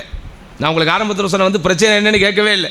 ஐன இப்னு அம்மிக், உனது சிறிய தந்தையின் மகன் எங்கேன்னு கேட்குறாங்க. ஒரு பெரிய தந்தையின் மகன் எங்கேன்னு கேட்குறாங்க. உடனே அவங்க சொல்கிறாங்க பள்ளியில் இருக்கிறாங்க. அங்கே நேராக போய் அல்லாஹ்வுடைய தூதர் ஸல்லல்லாஹு அலைஹி வஸல்லம் அலி அவர்களை கூப்பிட்டு, புருஷன் முண்டாட்டி வாழ்க்கைன்னா இப்படி தான் இருக்கும், அலியை நீங்கள் இதெல்லாம் பெருசுப்படுத்தக்கூடாது, நான்லாம் 1க்கு 11 மனைவி வச்சுருக்கிறேன், ஏன் அப்படியெல்லாம் அல்லாஹ்வுடைய தூதர் ஃபிலாசபி பேசலை. இன்றைக்கி புருஷன் முண்டாட்டி பிரச்சனை பேசுகிறதுக்கு யாராவது வந்தால் மைக்கு கொடுத்து மாநாட்டில் பேசுகிற மாதிரி பேசிக்கிட்டு இருக்காங்க அங்கே உட்காந்துக்கிட்டு. இவர் தான் என்னவோ பெரிய கவுன்சிலர் போலவும் பெரிய பல்லாயிரம் தம்பதிகளுக்கு மத்தியில் சமாதானம் பண்ணவர் போலவும் ரொம்பலாம் பேசக்கூடாதுங்க. உள்ளத்துக்குள்ள நல்ல நியத்து வச்சு யாராக இருந்தாலும் சரி என்னுடைய பெத்த மகளாக நான் அவளை நினைக்க வேண்டும், அவன் யாராக இருந்தாலும் சரி என் வீட்டு மருமகனைப் போல் அவனை நினைக்க வேண்டும். குறைகள் எல்லாரிடத்துலையும் தான் இருக்கும். குறையில்லாத மனிதனை நீங்கள் உலகத்திலே பார்க்க முடியுமா? யாராவது ஒருவர் என்னுடைய வாழ்க்கையில் குறையே நிகழ்ந்ததில்லை, நான் 100% நிறையோடு தான் வாழ்கிறேன் என்று சொல்ல முடியுமா? அப்படி சொன்னால் அவன் தவறை சொல்கிறான், அவன் இணை வைப்புக்கு நான் ஒரு வார்த்தையை சொல்கிறான். காரணம், குறையே இல்லாதவன் அல்லாஹ் மட்டும்தான். நாம் குறைகளுக்குரியவர்கள், நாம் நிறைகளுக்குரியவர்கள் அல்ல. அல்லாஹ் நம்மை இன்சானாகத்தான் படைத்திருக்கிறான், நம்மை அல்லாஹ் மலாயிக்காவாக படைக்கவில்லை. அப்போ அல்லாஹ்வுடைய தூதர் ஸல்லல்லாஹு அலைஹி வஸல்லம் அலி ரலியல்லாஹு இடத்திலே போய் ஒண்ணுமே சொல்லல, கோம் யா அபா துராப், மண்ணின் தந்தையை எழுந்திருங்கள்ங்கிறாங்க. ஏன்? மண் அவர்களுடைய உடலில் ஒட்டி இருந்ததனால் மண்ணின் தந்தையை எழுந்திருங்கள்ங்கிறாங்க. அப்புறம் 2 பேர் போய் சேர்ந்துடுறாங்க. இங்கே தகவலுக்காக சொல்லுகிறேன், இந்த சம்பவம் நடந்த 1400 ஆண்டுகள் ஆகிவிட்டது. இந்த சம்பவம் எத்தனையோ வரலாற்று நூல்களிலும் ஹதீஸ் நூல்களிலும் பதிவு செய்யப்பட்டிருக்கிறது. இன்னைக்கு வரைக்கும் எக்ஸாக்டா அவங்க 2 பேருக்கு மத்தியில் என்ன பிரச்சனை நடந்துச்சுன்னு யாருக்குமே தெரியாது. உங்களை யாருக்காவது தெரியுமா? அவங்களுக்கு இடையில் என்ன பிரச்சனை நடந்தது என்று யாருக்காவது தெரியுமா? அப்போ முடிந்த வரைக்கும் உங்களுக்குள் நடைபெறுகிற பிரச்சனையை உங்களுக்குள் மூடி வைத்துக் கொள்ளுங்கள். இன்றைக்கு உங்களுக்கு பெரும் பிரச்சனையாக தெரிகின்ற ஒன்று நாளைக்கு அது சாதாரணமாக மாறிவிடும். நடந்த பிரச்சனையே நீங்கள் அப்படியே நினைத்து கொண்டே இருந்தீர்களே என்று சொன்னால் இந்த பிரச்சனை உங்களுக்கு பெரிதாகத்தான் தெரியும். உங்களுக்கு ஒரே ஒரு செய்தியை மட்டும் சொல்லி நான் என்னுடைய உரையை முடிக்கிறேன். காரணம், மக்ரிபுக்கு பிறகு தாம்பரத்தில் ஒரு பெண்கள் பயான் இருப்பதனால் இதோடு முடித்துக் கொள்கிறேன். அல்லாஹ்வுடைய தூதர் ஸல்லல்லாஹு அலைஹி சொன்னாங்க, புஇஸ்து அன வஸாஅத்து கஹாத்தைன், நானும் மறுமையும் இந்த 2 விரல்கள் போல் அனுப்பப்பட்டிருக்கிறோம். நாங்கள் என்னங்க, குடும்பவியலுக்கும் இதுக்கும் என்ன சம்பந்தம் இருக்கு? என்ன இருக்கு? அல்லாஹ்வுடைய தூதரின் வருகைக்கு பிறகு இந்த உலகத்தில் மிக மிக மிக மிக பெரிய விஷயம் எதுதாம்மா? மறுமை தான். இந்த 2ற்கும் இடைப்பட்டு நடக்கிற எந்த விஷயங்களாக இருந்தாலும் ஒரு மூமினை பொறுத்த வரைக்கும் அவன் பதட்டமடைய தேவையே இல்லை. இந்த 2ற்கும் இடைப்பட்டது தான் உலக யுத்தங்கள், இந்த 2ற்கும் இடைப்பட்ட விஷயங்கள் தான் உலக பிரளயங்கள், இந்த 2ற்கும் இடைப்பட்ட விஷயம்தான் சுனாமி போன்ற பேரலைகள், இந்த 2ற்கும் இடர்பட்ட விஷயம்தான் புருஷன் பொண்டாட்டி பிரச்சனைகள். அதனால் என்ன செய்யக்கூடாது? நம்ம அதையே நினைத்து கொண்டிருக்கக்கூடாது. நாம் மறுமைக்கானவர்கள், நாம் சொர்க்கத்தை தேர்ந்தெடுக்கக்கூடியவர்கள். நாம் யாரு? சொர்க்கத்தை தேர்ந்தெடுக்கக்கூடியவர்கள். அதனால் குடும்ப வாழ்க்கையில் இருக்கக்கூடிய சாதக பாதகங்களை 2த்தையுமே நம்ம ஏற்றுக்கணும். நல்லதும் இருக்கும், கெட்டதும் இருக்கும். எல்லா விஷயத்திலையும் அப்படித்தானே? இந்த ஷார்ட்ஸ்களில் வருவதும் ரீல்ஸ்களில் வருவதையும் பார்த்து நாம் ஏமாந்து விடக்கூடாது. சினிமாக்களிலும் சீரியல்களிலும் குடும்பங்களாக அவர்கள் காட்டுவது கற்பனை, அது ஒரு நடிப்பு, அது உண்மை அல்ல. உண்மை எது? அல்லாஹ்வுடைய தூதர் ஸல்லல்லாஹு அலைஹி வஸல்லம் அவர்களும் அவர்களுடைய மனைவிமார்களும் வாழ்ந்தது, சஹாபாக்களும் அவர்களுடைய மனைவிமார்களும் வாழ்ந்தது. அதற்கு பிறகு நம்ம கண்ணு முன்னால பார்த்த நம்ம வாப்பாவும் நம்ம உம்மாவும் வாழ்ந்தது. அவங்க 2 பேரும் சண்டையே போடலையா? அவங்க 2 பேருக்கு இடையில சண்டையே நடக்கலையா? அப்போது அந்த சண்டைகளையெல்லாம் சமாளித்து எப்படி நம்மை பெற்றெடுத்து வளர்த்து ஆளாக்கி நமக்கு ஒரு குடும்பம் வரும் வரை அவர்கள் பொறுமையாக இருந்தார்களோ, அதே போல் இன்றைக்கு தம்பதிகளாக வாழ்கிற நாம் எல்லோருமே நமக்கு அல்லாஹ் சுப்ஹானஹு வ தஆலா சாட்சியாக அமானிதங்களாக கொடுத்திருக்கிற இந்த வாரிசுகளை ஆளாக்க வேண்டும் என்கிற பொறுப்போடு என்ன செய்யணுமோ, நம்ம சண்டைகளை பெருசாக்கக்கூடாது. சில ஏமாற்றங்கள் இருக்கத்தான் செய்யும். எதிர்பார்ப்புகளை குறைத்து கொண்டால் ஏமாற்றங்களை தவிர்க்கலாம். நம்ம என்ன செய்யக்கூடாது? நம்ம டிவிகளிலும் சினிமாக்களிலும் பேப்பர்களிலும் அல்லது ஷார்ட்ஸ்களிலும் இந்த இன்டர்நெட்டுகளிலும் தம்பதிகளாக சில பேர் நடிக்கிறார்களே, அதுபோல தான் என் குடும்ப வாழ்க்கை இருக்கும் என்று நினைக்காதீர்கள். கல்யாணம் நாளே டூருக்கு போகிறது, குடும்பம் நாளே ஜாலியாக இருக்கிறது, கல்யாணம் நாளே புருஷனும் பொண்டாட்டி அவுட்டிங் போகிறது, இப்படி 24 மணி நேரமும் வாரத்தில் எல்லா நாளும் அவுட்டிங்னா உள்ள யார் தான் வாழ்கிறது? அப்போ நாய்களும் பேய்களுமா உள்ள வந்து வாழும்? உள்ள யாருமா வாழ போகிறது? கணவன் மனைவி தான் வாழணும். அதனால் என்ன செய்யக்கூடாது? நம்ம வெளியே குடும்ப வாழ்க்கை என்கிற அந்த போர்வையில் அல்லது குடும்ப வாழ்க்கை என்கிற பேரில் இந்த ஏமாற்று பேர்வழிகள் எதையெல்லாம் காட்டுகிறார்களோ அதை நம்ம நம்பி ஏமாந்து விடாமல் யதார்த்தமாக வாழணும். அல்லாஹ் நமக்கு கொடுத்திருக்கிற இந்த குடும்ப வாழ்க்கைங்கிறது இந்த மரணத்தோடு முடிந்து விடுவதல்ல, அது மரணம் தாண்டி மறுமை, மன்னரை தாண்டி மறுமை வரைக்கும் வரக்கூடியது. அதனால் தான் அல்லாஹ் சொல்கிறான், வல்லதீன ஆமனு வத்தபஅத்துஹும் துர்ரியத்துஹும் பிஈமான் அல்ஹக்னா பிஹிம் துர்ரியத்தஹும், இவர்கள் ஈமான் கொண்டு அந்த ஈமானில் அவர்களுடைய சந்ததிகள் அவர்களை பின்தொடர்வார்களோ அவர்கள் இருவரையும் நான் ஒன்றிணைப்பேன் என்கிறான். ஆக அல்லாஹ் நமக்கு பிள்ளை செல்வங்களாக குடும்பம் குட்டியாக கொடுத்திருக்கக்கூடிய இந்த கட்டமைப்பு, இந்த வாழ்வு என்பது அல்லாஹ்வுடைய பெரும் அருட்கொடை. அது நமக்கு நிம்மதி வரக்கூடிய இடமாக அல்லாஹ் வைத்திருக்கிறான். அது நன்மைக்குரிய ஒரு இடமாக வைத்திருக்கிறான். இந்த மனைவியையும் மக்களையும் பராமரிக்கக்கூடிய வழியிலே பாதையிலே நாம் செய்யக்கூடிய செலவுகளுக்கு தர்மத்திற்குரிய நன்மை அல்லாஹ் தருவதாக வாக்களித்திருக்கிறான். அதனால்தான் ரசூலுல்லாஹி ஸல்லல்லாஹு அலைஹி வஸல்லம் அவர்கள் தம் மரண நேரத்தில் கடைசியாக சொல்லும்போது பெண்கள் விஷயத்தில் அல்லாஹ்வை அஞ்சிக் கொள்ளுங்கள் என்று சொல்லி குடும்பத்தினுடைய முக்கியத்துவத்தை சொன்னார்கள். அந்த வகையில் கணவன், மனைவி, பிள்ளைகள், பெற்றோர்கள் என்று எல்லோரும் அவரவர்களது வாழ்க்கையின் ரொம்ப முக்கிய விஷயமாக மார்க்கத்தை அடிப்படையாக வைத்து தங்கள் மீது இருக்கக்கூடிய கடமைகளிலும் கவனமாக, தங்களுக்கு இருக்கக்கூடிய உரிமைகளிலும் கவனமாக இருந்துவிட்டால் நிச்சயமாக அது ஒரு மிகச்சிறந்த இஸ்லாமிய குடும்பவியலாக இருக்கும். அப்படிப்பட்ட நல்ல குடும்பவியலை வல்ல ரஹ்மான் நம் அனைவருக்கும் தந்தருள்வானாக. யா அல்லாஹ், எதை நாங்கள் சொல்கிறோமோ, எதை நாங்கள் கேட்கிறோமோ அதன்படி வாழக்கூடிய பாக்கியத்தை எங்கள் அனைவருக்கும் தருவாயாக என்று வேண்டி வாய்ப்புக்கு நன்றி கூறி முடித்துக் கொள்கிறேன்.